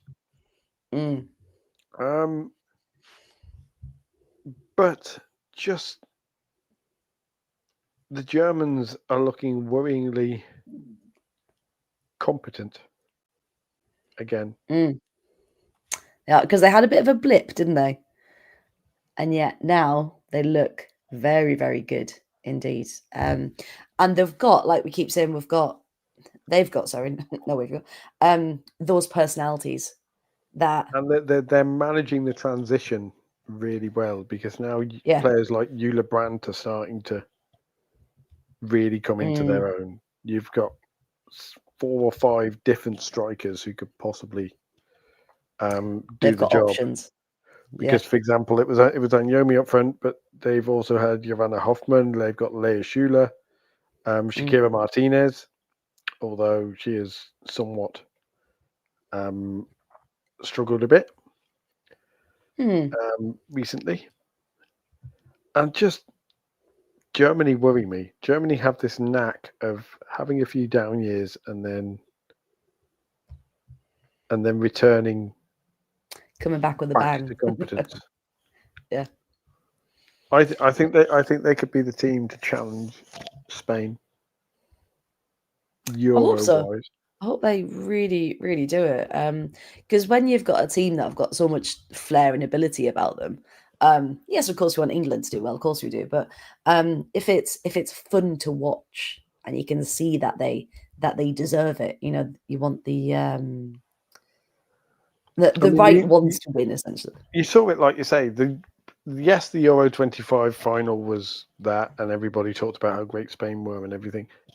But the Euro 22 final as a game in itself, with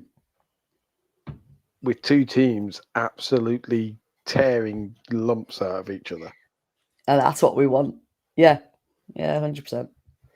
And that's what makes it fun and interesting and exciting. Proper blood and thunder. When there is some jeopardy. And that final. My heart still hasn't recovered from that game. But yeah, so Germany did do it then. There one goal in the first leg was enough to just give them enough on aggregate. So officially then, the final will be Spain versus Germany. And the third place playoff will be between Sweden and France. And they're both taking place. Well, the first leg is taking place at the end of November. I think it's the 28th. With that second leg at the beginning of December. So while we're playing China and Ghana, they're playing in the final and third place playoff in the Nations League. So there we go. So they were the important ones. But of course, there were some other very good scores during the break. So I'm going to give a shout out to a couple of ones, and then we're going to circle back to the one that Paul almost introduced to us earlier. I did have to laugh. Zach said, someone didn't read the pre-show format. Zach, would you believe I have an insane amount of notes to organize this podcast? However, what I can't control is our wonderful conversations that we have. And I wouldn't wish to either. And the only reason I stopped Paul is so we had a nice little bit of flow, and because we were coming back to it. If I hadn't mentioned it, of course would have let him talk. So a couple of shout outs then. Official ding dong between Scotland and Switzerland, which ended 3-4 on Tuesday night. To Switzerland. Switzerland did very well in this international break. Netherlands beat Canada, and I'm pointing that out because it was Villa versus Villa. Lynn Vilms scored the only goal past Sabrina D'Angelo in the Canadian goal. Some people worried about Canada, though, that they're in a bit of bad form at the minute and haven't scored in their last I want to say 5 matches, but I'm not too sure. Someone can fact check me on that. But yeah, so some people a bit worried that they're not getting the new blood coming through of the youngsters, and it's a bit stale. So watch the space for Canada. Wales, of course, life after Jess Fishlock in their second game. I think you mentioned Poland earlier, Paul. We did. Wales suffered a 5-2 defeat, but Rhiannon Wilkinson was using these friendlies as she should to mix up the squad, bring in an experimental Wales side. Elise Hughes opened the scoring, which we love to see. But Poland were incredibly clinical. And if people haven't watched or seen any of those Polish goals, please do. They were incredible. And they took advantage, unfortunately, in the gaps in the Welsh defence. Italy had a decent run in over the break. They only lost 1-0 to Brazil, better than us, and they drew 1-1 with Japan. Now, considering how clinical we know Japan are, I think 1-1 was a very, very good result there as well. Now, I had a couple of rogue choices.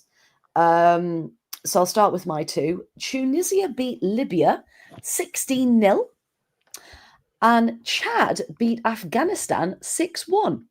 However, it was the Battle of the Virgin Islands that caught my attention. So, Paul, over to you, because not only one ding-dong, well, it's not even a ding-dong, it's just complete battering, isn't it? Not only one battering, but 2. I mean, Take us through it. as we all know, the Virgin Islands is the real rivalry in world football. Oh, Paul, I can't hear you. Is that me or you? Is it me? Have I muted myself? Have I pulled stuff out? Hold on. There we go. Have I gone quiet now? No, can't hear you. No, what have I done? Everyone in the chat, who can you hear? Me or Paul? Let's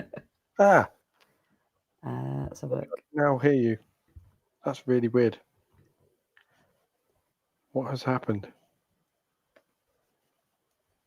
How is everything broken? I can hear Paul fine. Oh, okay.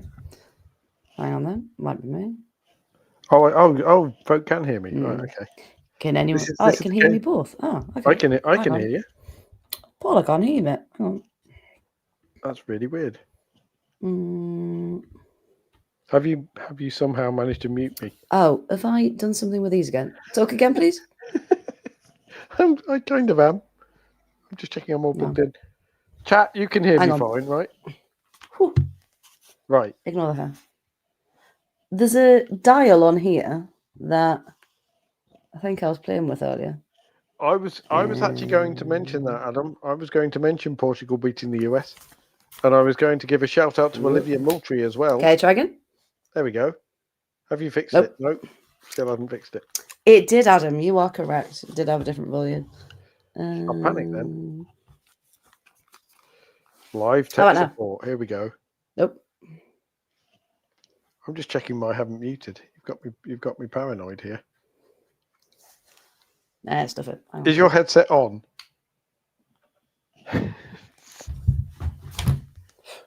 Everyone can see my crazy hair now. There we go. Please stand by, everybody. Let's have a look. Yes, Zach. I will happily shout out 33 years. Oh, okay. I can hear the test on there. 33 years. But I still can't hear you, Paul. You can't. That's really, really weird. Oh, that's so bizarre. Why is it doing that? Yeah, please stand by, callers. Can you all hear me? I'll tell you what I'll do. Who tried turning it off and off again? Well, my headphones are off. Hold on. Now my things. Should we try once more? We're now desperately in the private chat going back and forth. That's okay. Paul's going to log in and log back out again. That's how fun that is. So I am going to disappear. Thank you. And this is why we're live, folks. I don't know how to log out. This is always good. Right. Can hear both. Yeah, I've got nothing. Hello, everyone. Paul will be back momentarily. While I try and figure out what on earth is going on and why we've just had a sudden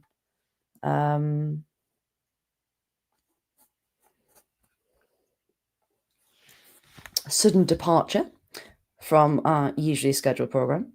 I mean, it might be me. It's probably me. You try and use new technology, and look what happens. Exactly, Sean. It's not an award-winning podcast for nothing. Right, we'll see. We'll see when Paul comes back. There we go. Paul, You're going to tell me you can't hear me, aren't you? I can hear you through my laptop. Right, okay. That's very weird. Hello, everybody. It's We're fine. back. We're all good. It's a good, Thanks for holding. it's a good job. It's a good job the voting process for the FCAs has stopped, isn't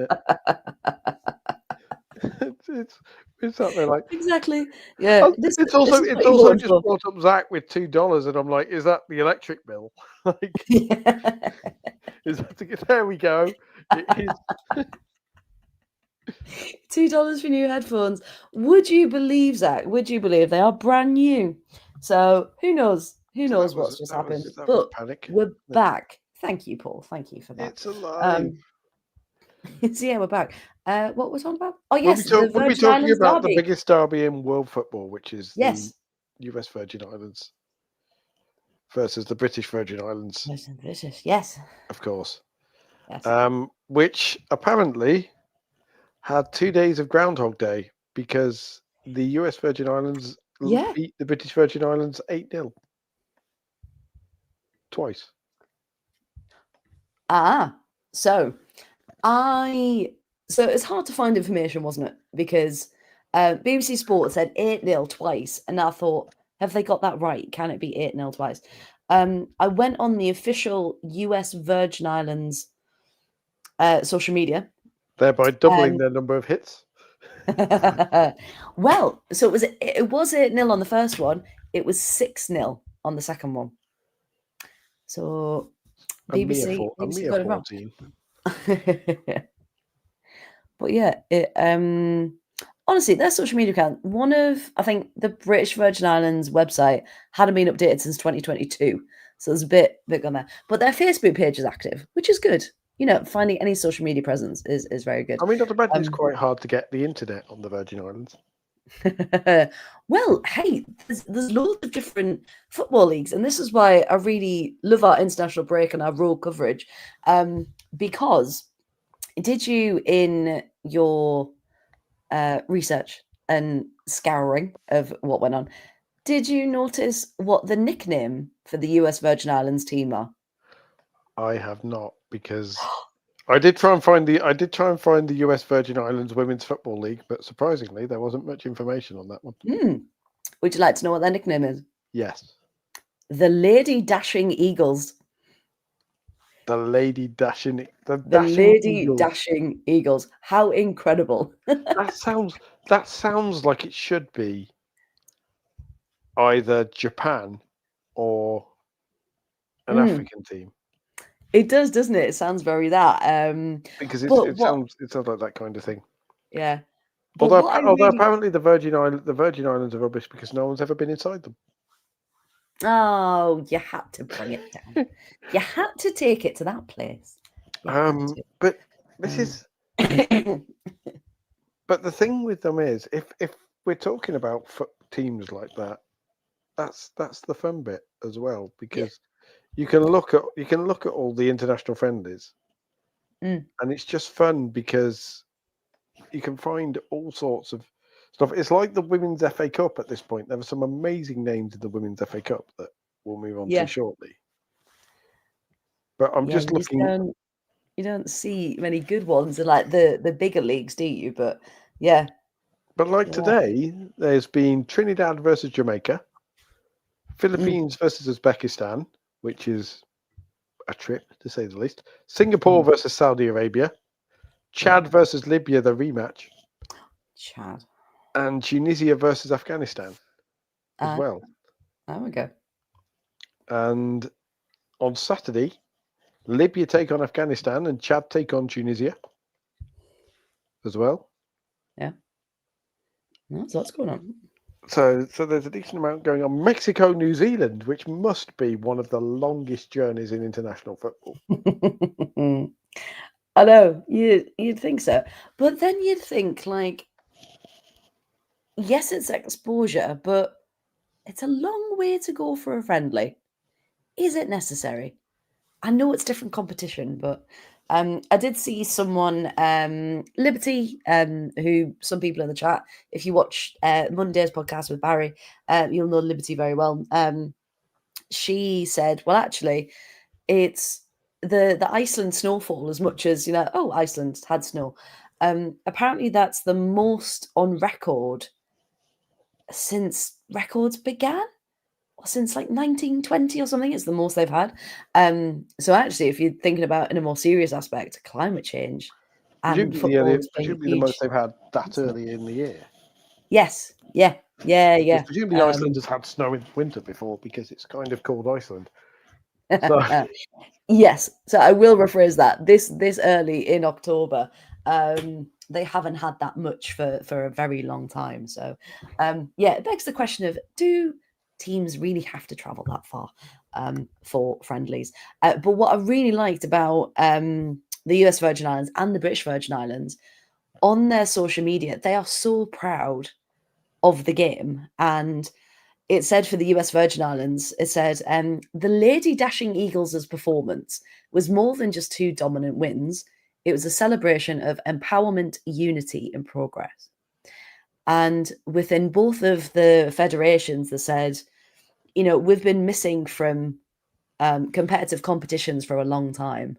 And they're putting the pathways in place so that you can start having youth groups. I think so the British Virgin Islands, they've got an under 14s pathway now, and I think they've got under 17s as well, because for a long time they just weren't involved. And if you look at the history of them, the World Cup, things like that, it's always did not enter, did not qualify, did not enter. And I think for the first time ever, I think it was US Virgin Islands, they got out of the second round of qualifying for the World Cup for the first time ever in their history. Or they got into the second round, sorry. And then the US Virgin Islands are also in the CONCACAF women's qualifiers as well.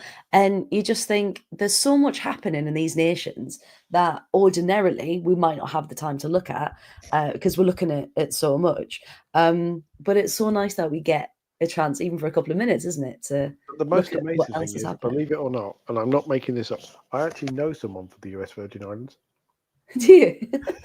Like, because Of course a friend, of course you do, casually drop that in. Chloe's the one, Chelsea Chloe is the one who randomly knows footballers and could say, oh yeah, I once sat in a McDonald's in King's Cross with half the US national team. Yeah. Or something. And I can turn around and go, yeah, I know someone in the US Virgin Islands who is someone who I met, who's a friend of mine, and she's lovely.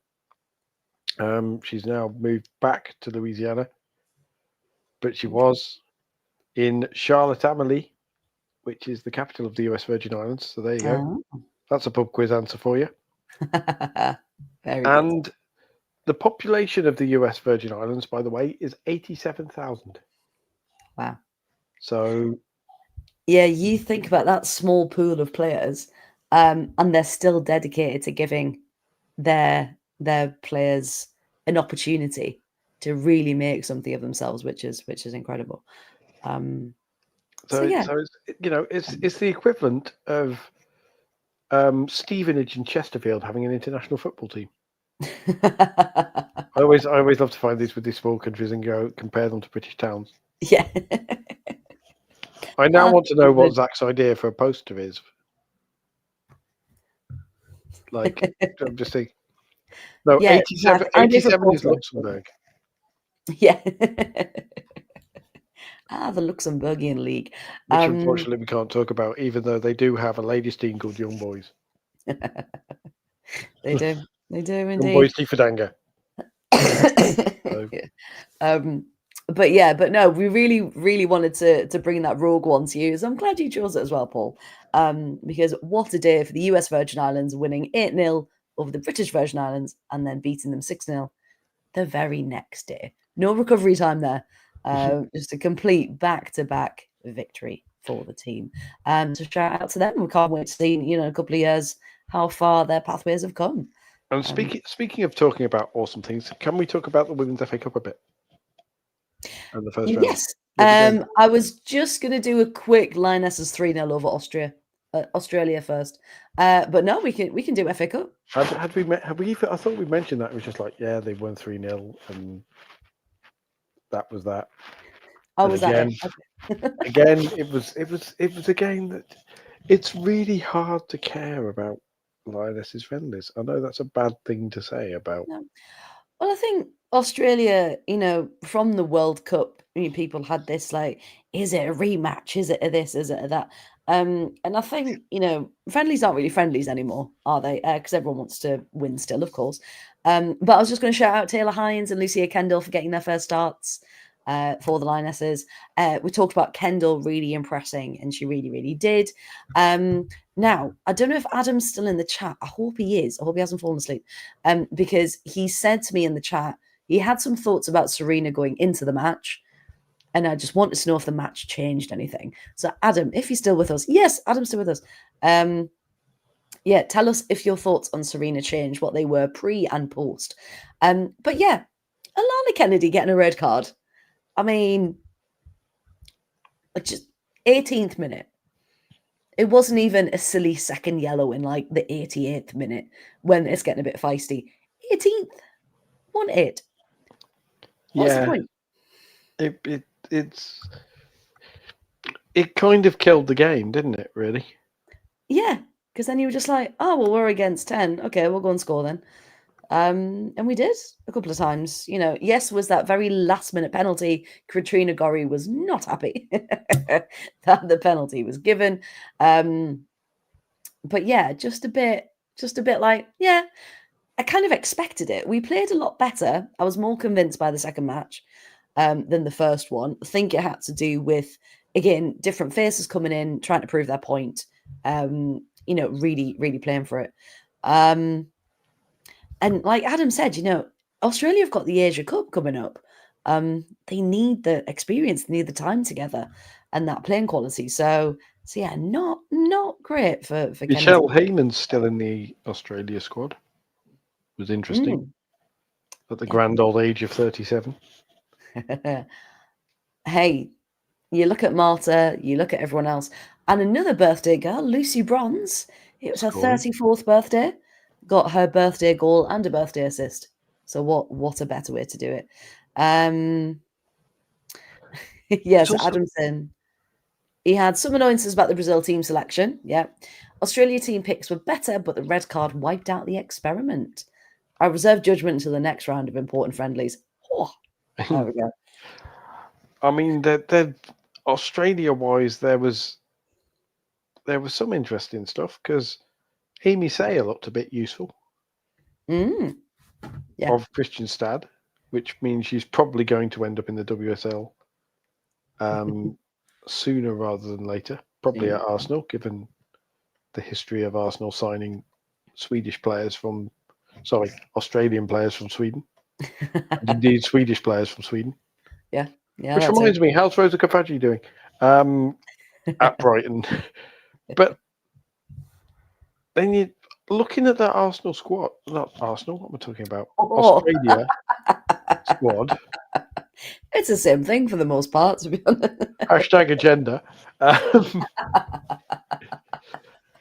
There were players in that Australia squad who I would love to see in the WSL who aren't in there yet, like Caitlin Torpey, for example. Yeah. And Holly McNamara. Holly McNamara is very interesting indeed as a player to keep an eye on. Playing for Melbourne City. Remy Simpson, who did absolutely nothing at Leicester and has joined Christian Stad and done 5 times nothing, in that she scored 5 goals more for Christian Stad in the same number of games. Hey, that's progress. It's growth, as you like to say. It is growth. Emily Van Egmond as well.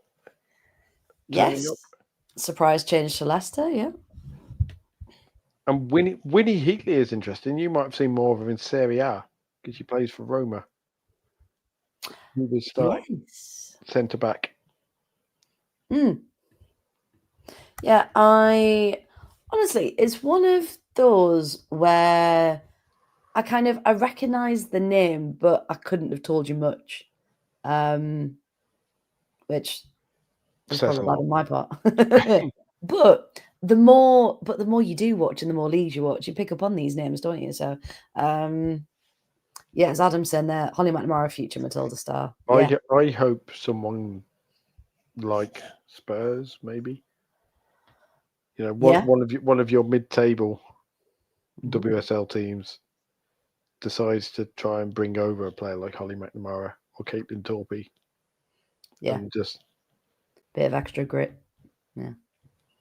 Because they all look a bit special. I am immensely amused, by the way, Sean, that apparently one of the Brazilian Women's Cup semi-finals, apparently they appear to have a team called Railway in them. Railway. Because Ferroviaria are basically the Railway team. Which is a weird. This is a weird thing that happens in countries like England or Scotland, where you have teams that are for companies.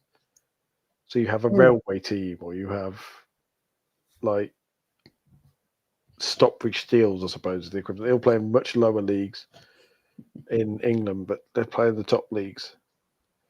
Very, very Soviet about it. And speaking of amazing names, Women's FA Cup first round. Hey, there we go. Yes. Seamless. So just quick one. We hope Michelle Adjman's okay. It looks bad, but we're keeping everything crossed. And I was kind of not mentioning that just because I didn't want to see the 3 dreaded letters, which is what it very much looked like. It very much did. But we hope it's not. We hope it was just a twist of the knee. But yeah, we're sending all of our thoughts and prayers that way, and just hoping Michelle is okay, because that's a massive, massive blow if it is. And of course, Aggie Jones had to go off. I think it was a dead leg in the end. But yeah, hope everyone's okay. Essentially, and this is why I think friendlies are a bit stupid, because they put extra load on players for no real gain. And how many players have we lost through friendlies in the past little while? Well, that's the thing. And then, of course, for club, fans understandably get quite angry because their player went off and then is now out for however long because of injury. I love how Adam says about Ferroviaria, worth keeping track of them. Hey. And Sean saying if they had under 18s, they'd be the Railway children. God's sake. That was the first thing I thought of. However, yes, we need to talk about it. The Women's FA Cup first round proper kicked off, on Saturday, didn't it? The historic first ever televised match between Middlesbrough and Cheadletown Stingers. Best name ever. And they did end up winning 4-0. But yeah, Paul, over to you, because there were some corkers in there, weren't there? There were. Unfortunately, my city's representation in the Women's FA Cup is over because Coventry Sphinx lost 6-0 to Derby County. Rugby Borough, not my city's representation, but I suppose technically lost 2-1 to Wolves, as expected. I was going to say, we said that was going to be a tight one, didn't we? Yeah. And then you look at some of the scores. Obviously, you mentioned Middlesbrough beating Cheadletown Stingers. AFC Portchester, the Ports, beating Gloucester City 6-2. Watford, former obviously WSL2 Championship side, beating Actonians 5-0. And one of the great lower league names, Pontyland United, the one that sounded like a theme park, they beat Bolton Wanderers on penalties. So Pontyland will go into the next round. Can't knock Pontyland. Can't knock it at all. In the Lancashire Derby, Burnley 12, Blackburn Rovers 0. Yeah, if anyone wanted to keep track of, how Blackburn Rovers were doing after everything, not great. Not well. Not well, to be honest. One for Not your well. one for your part of the world. Durham Cestria beating Dronfield Town 6-1. Yes. Actually, that might be a question for Adam or other people who know such things.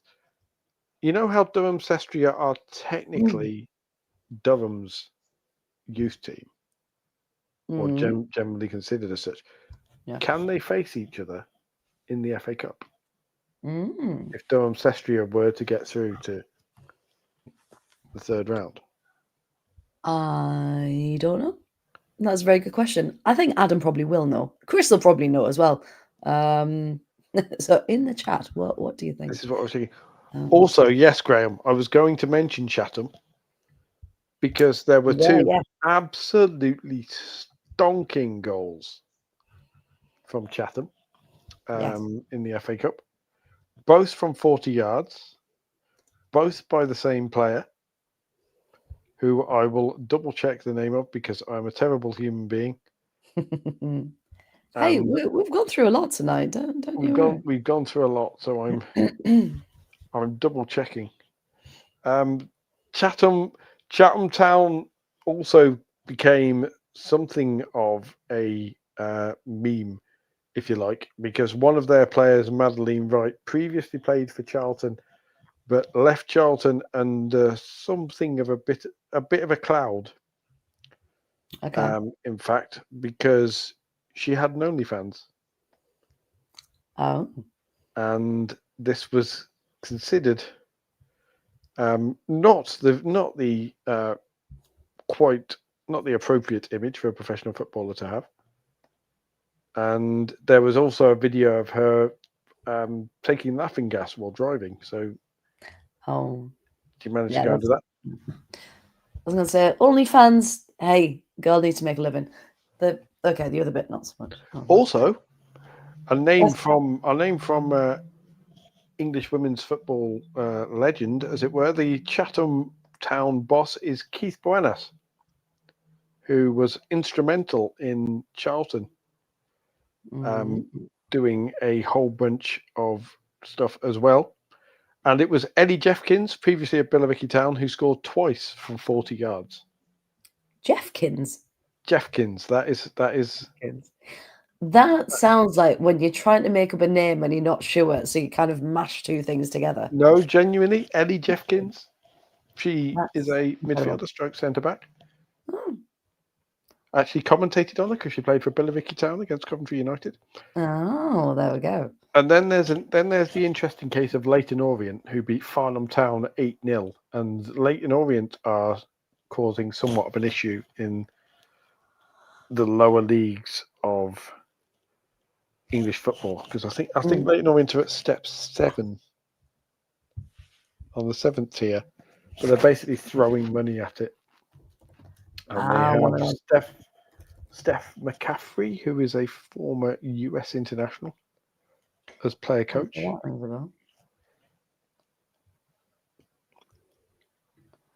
And there you go. Graham, as a Charlton fan, confirms that she got sacked for the car video and the nitrous oxide. Oh.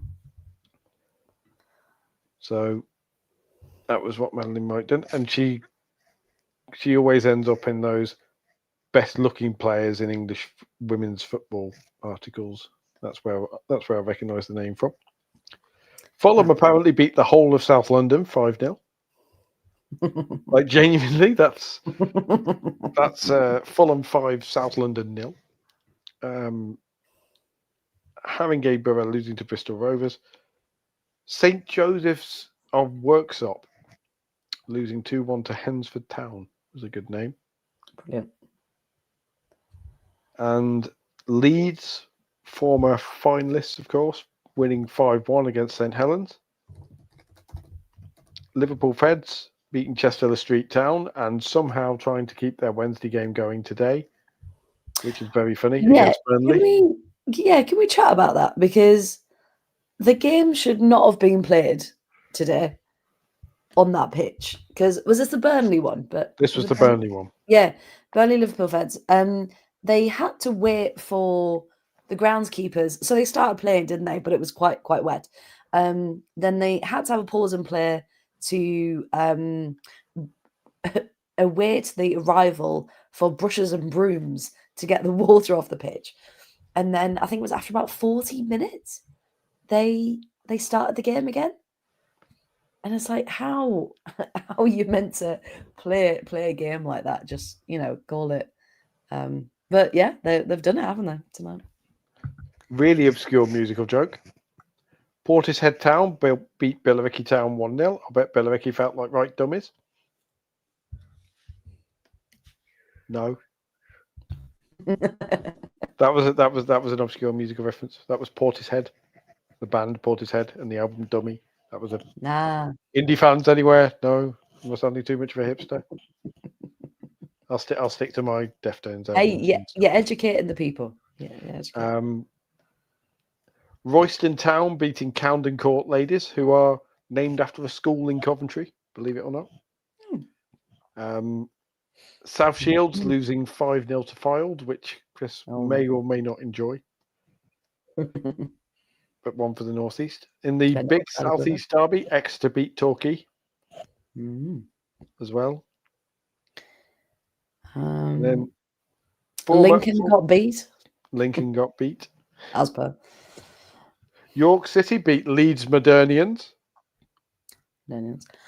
As opposed to Leeds Historians, presumably.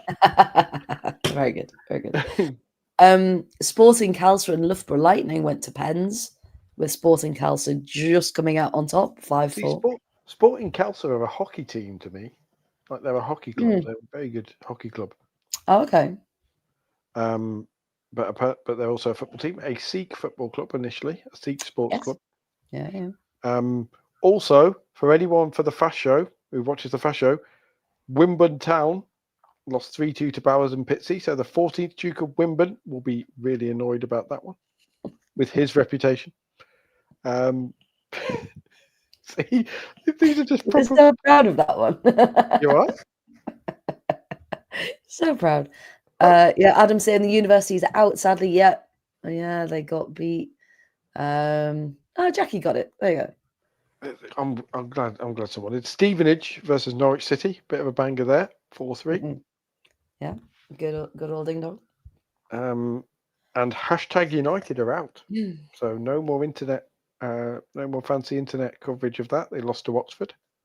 I mean, to be fair to Wimborne, they had to play two teams because they had to play Bowers and Pitsea.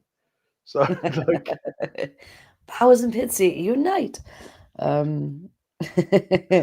Yeah, there was some really good results. More than went to pens than I thought they would, and a lot of them were closer than I thought they were as well. So yeah, a really good first round proper. And of course, the draw for the second round has already been announced. We do need to shout out for our lovely Danny as well. Northampton Town won 3-2 against AFC Sudbury. It was a massive shout out for Northampton Town there. Into the hat for the second. So now we need to look out some of the big ties for the FA Cup, Women's FA Cup second round draw then. We do indeed. So Middlesbrough versus Northampton. Oh, tasty. Oh, that'll be a good one. We've also It appears not to be it is still regionalised, although apparently Burnley and Norwich City are in the same group, as are Middlesbrough and Northampton. Well, Plymouth Argyle versus Cardiff City. Tasty. Wolves versus Stoke. That's a fairly big tier 3 match. That one. Okay. That should be good. Let's have a look. Exeter City versus Chatham. Leafield versus Worcester. I think. Exeter versus Chatham is a trip. That's a good 300 miles. That. That's a decent one. Bristol versus Fulham. Yeah, Bristol Rovers Fulham. That'll be a good one. Really, Plymouth versus Gwalior United, who are basically Cardiff City. Yes. Cardiff City. Yeah. Isn't it weird how some of them still say Gwalior United, but some are still saying Cardiff City?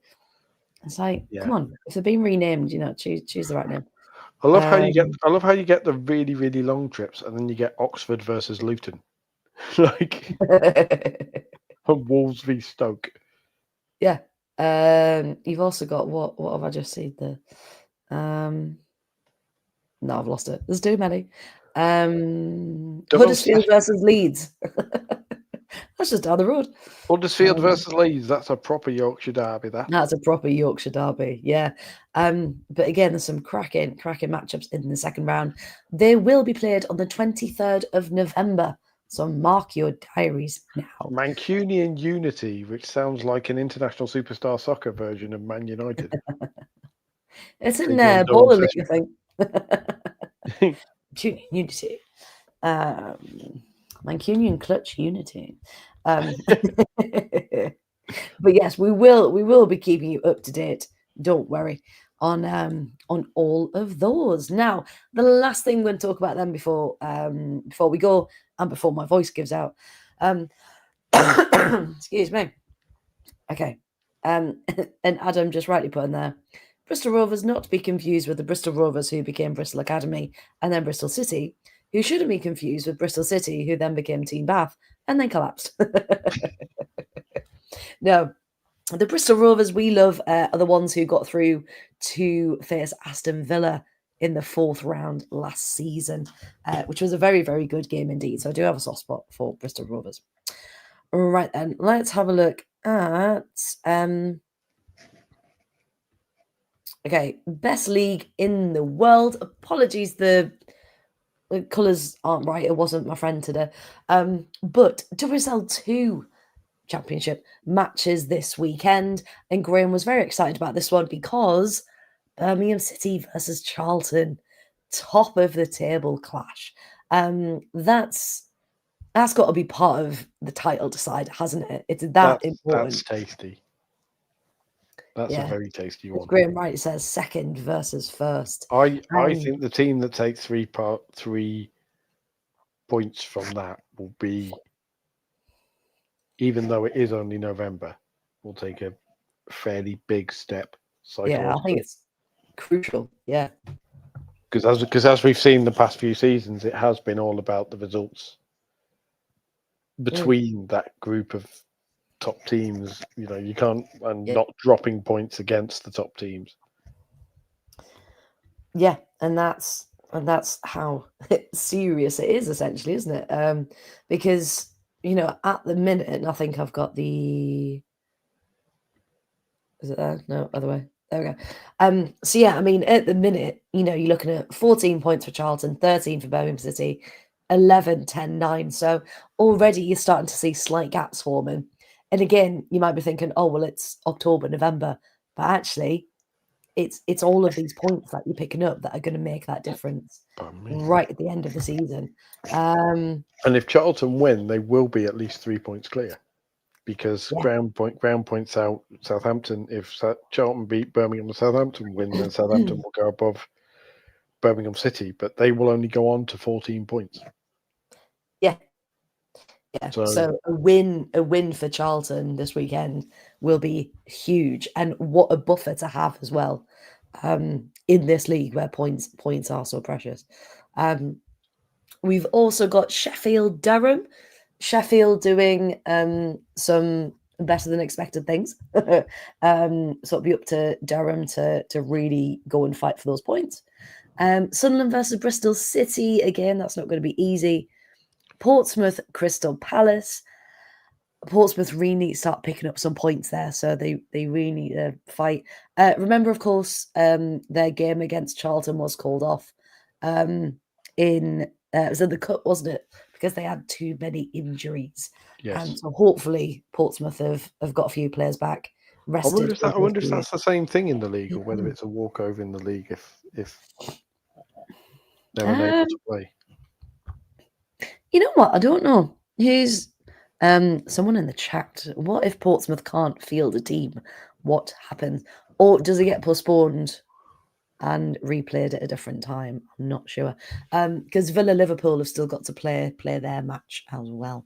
Obviously different circumstances, but postponement could be a possibility rather than the points forfeited. Adamson there, either postpone or a walkover. Yeah. So the possibility is there. So hopefully Portsmouth are good to go. I think Portsmouth will try and put a team out simply because in the I hope league so. they can't. Imagine if you got relegated because you couldn't put a team out against Crystal Palace in November. Yeah. That's No, it'd be soul destroying, wouldn't it? Because they got That back would- into it last season, and they had the chance to put it right and to do properly. It'd also make a mockery of the second tier in English women's football, wouldn't it? If it's literally would. teams not being able to play. Can they do emergency lawns and things if they've got that many injuries? Only for goalies, I think. I think, yeah, only for goalies. Yeah, Graham said, well, they've had 2 weeks. They should be able to scrape a team, even if they can't fill the subs bench. Yeah, I think it might just be a case of, as Villa have done many times, he is a skeleton team. Hopefully nothing goes wrong on the day. Hey, Zach would love to get the boots out, and we'll all be Portsmouth players for the weekend. Love to. We've then got Southampton Forest now. Forest, of course, doing very, very well. Southampton on a good run as well. So I think even if there's a draw from that, I think that'd be a very good result for both. And then, of course, Ipswich versus Newcastle. Imagine if Again, Ipswich took 3 points off that one. I mean, I would love that. That would be incredible. But Newcastle again haven't got Becky Langley anymore. Have sacked her. So it'd be interesting to see what they do. They haven't appointed a new manager yet, have they? Don't think so. No, they've got because Phil Neville still hasn't turned up. In no, he's still not there. Still not in a black and white kit. So yeah, it'd be interesting to see how they perform, because something wasn't clicking, was it? And they were getting lots of draws and just not really producing much magic. So yeah, we'll see what Newcastle side come out this weekend. But yeah, I think all eyes are going to be on Birmingham Charlton, aren't they? That'd be the game you'd if you were picking the game to broadcast. That would be the game you'd say you have to broadcast that one.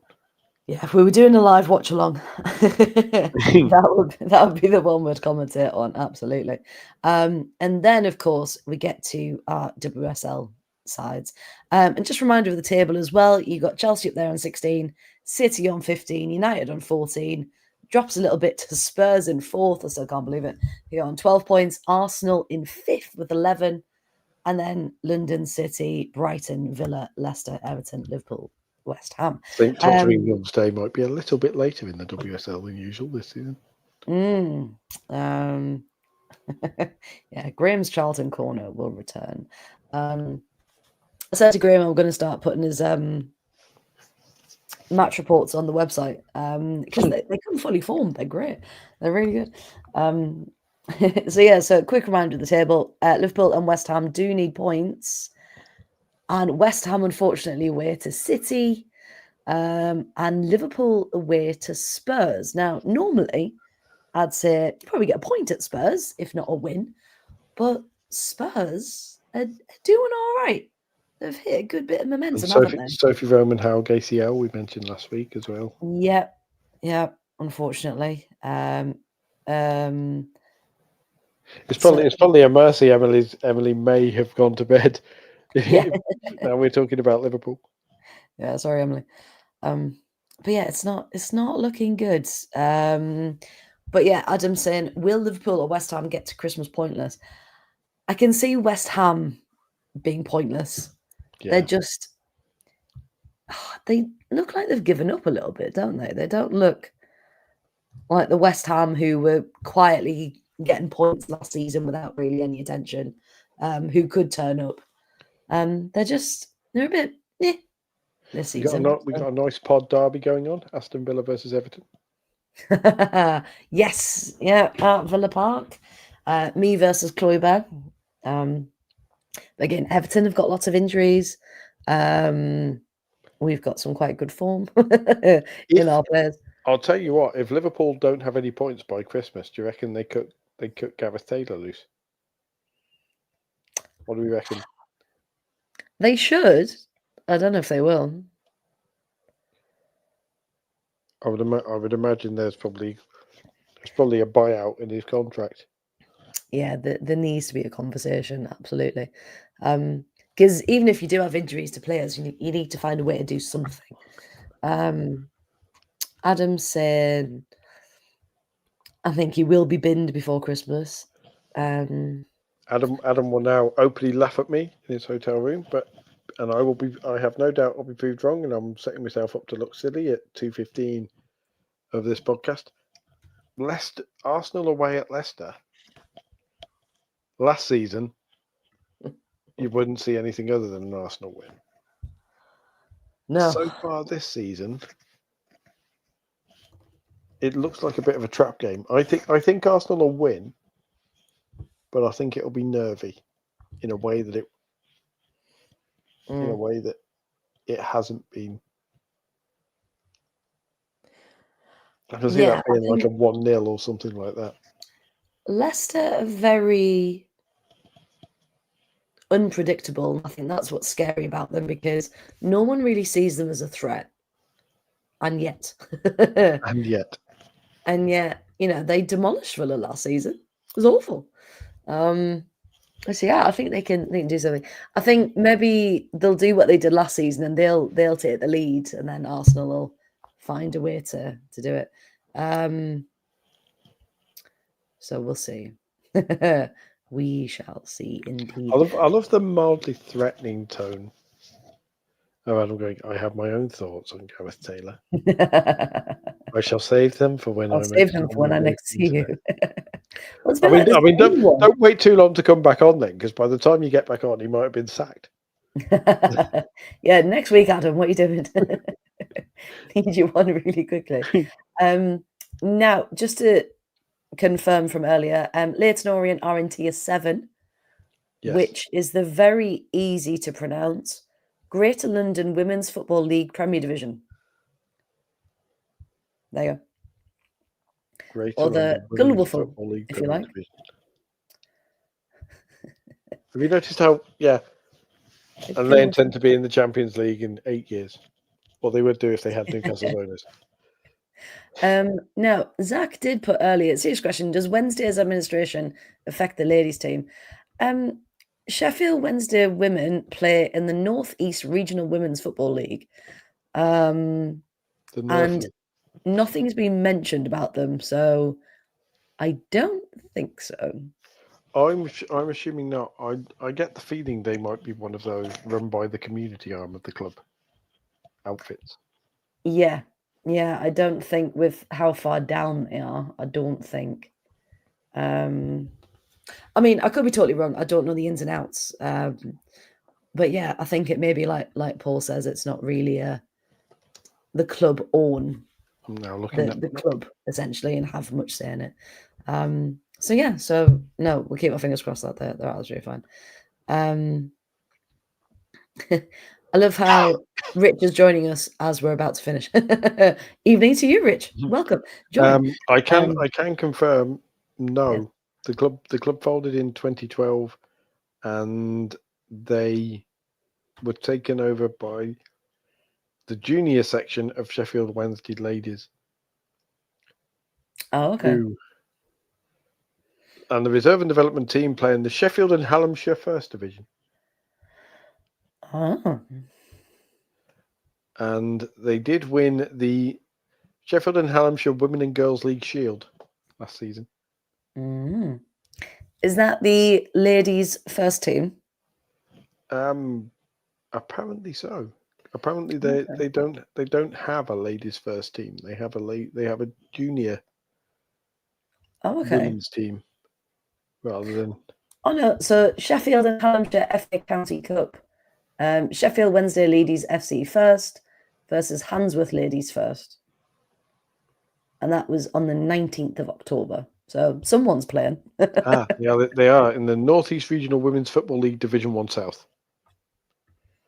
And they were 8th of 11 in the North East Regional Women's Football League Division 1 South. So there's probably no danger of them troubling the upper reaches. No, definitely not. Yeah, because in the Northeast Regional Women's Football League, you're right. There's the Premier, the North, and the South in that league. Yes, good. So yeah, we think they will be fine. But yeah, some good fixtures coming up. So just to double check. So on Saturday, you've got 2 fixtures: Chelsea versus London City and Man City versus West Ham. And then other 4 on Sunday, annoyingly all on at the same time again. So you've got to try and choose which ones to watch. So Villa Everton, Brighton United, Leicester Arsenal, and Spurs Liverpool. Again, United doing very well near the top. Looks like they probably will get the win, and so will City. So it will stay incredibly tight up the top end of the table. And let's see what the points do at the bottom, as there's not much to between them there as well. Sean Sim went with Wednesday play at the same level as Coventry City, who play in the West Midlands Regional Regional Women's Football League Division 1 North. So they just roll off the tongue, don't they? These they leagues, just really nice and easy to remember. It's the order of the words I get. Also, Chloe will be pleased because there's another Everton fan to suffer with in the comments. Yeah. Hello, Rich. Yeah. You'll like our Chloe. Yeah. We have an official Everton correspondent. We have indeed. And yes, just to answer Sean when the WSL teams come in, I agree with Adam. 4th round, hence why Bristol Rovers Villa sticks in my mind, because that was the first game. Yes, the 3rd round is the WSL 2. Yes, so 3rd round WSL 2, 4th round WSL, and then we see. So hopefully again we get some FA Cup magic, because that's what we all watch for, isn't it? Upsetting the big wigs indeed. Pontyland versus London City.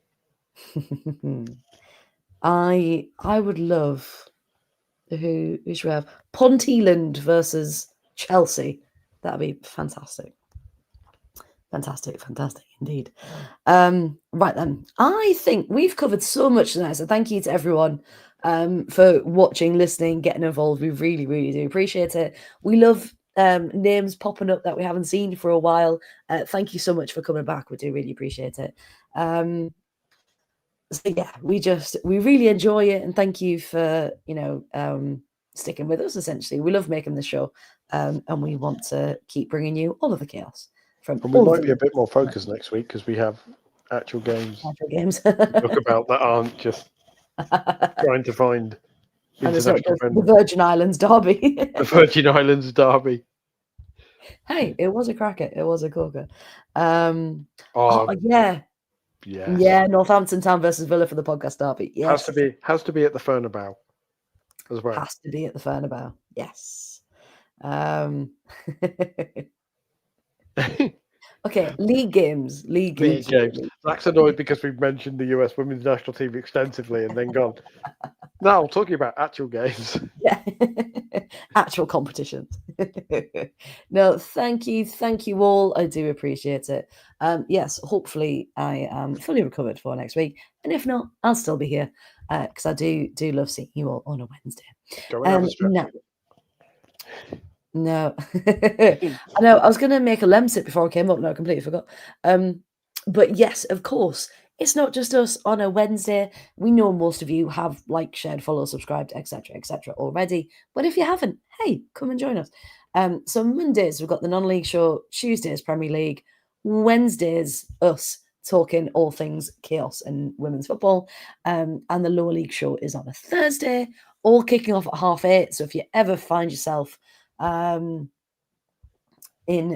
of a free evening and you'd like some people to chat absolute football nonsense with, you know where we are. So you can see all of our handles down the right hand side there, and if you would like to become a YouTube member, there's exclusive interviews, footage, behind the scenes stuff going on that we will release just for you, and you get exclusive emojis and all that jazz as well. So please to go do that if you fancy it. The FCAs are coming up. I think voting I'm so lost with voting now at the minute. We are on the shortlist for content creator and for non-league. So if you can, go check the FCAs out because the awards night is later in November. So watch out for that as well. Yeah, please don't do this. Next week, Paul should come on and mime just to mess with Freya's head. To think I've messed up again. No, don't do that to me. No. Oh, I can't do it. But no, we love you all. Thank you so much for joining us, and we will be back next Wednesday at 8:30. So have a lovely week. And again, you can find us across socials. You know where to find us by now. If there are any cup games, league games, results, any football news that you want me and Paul to have a look at, or just for a chat, feel free. And we'll see you for definite next week. Thank you. Good evening and good night.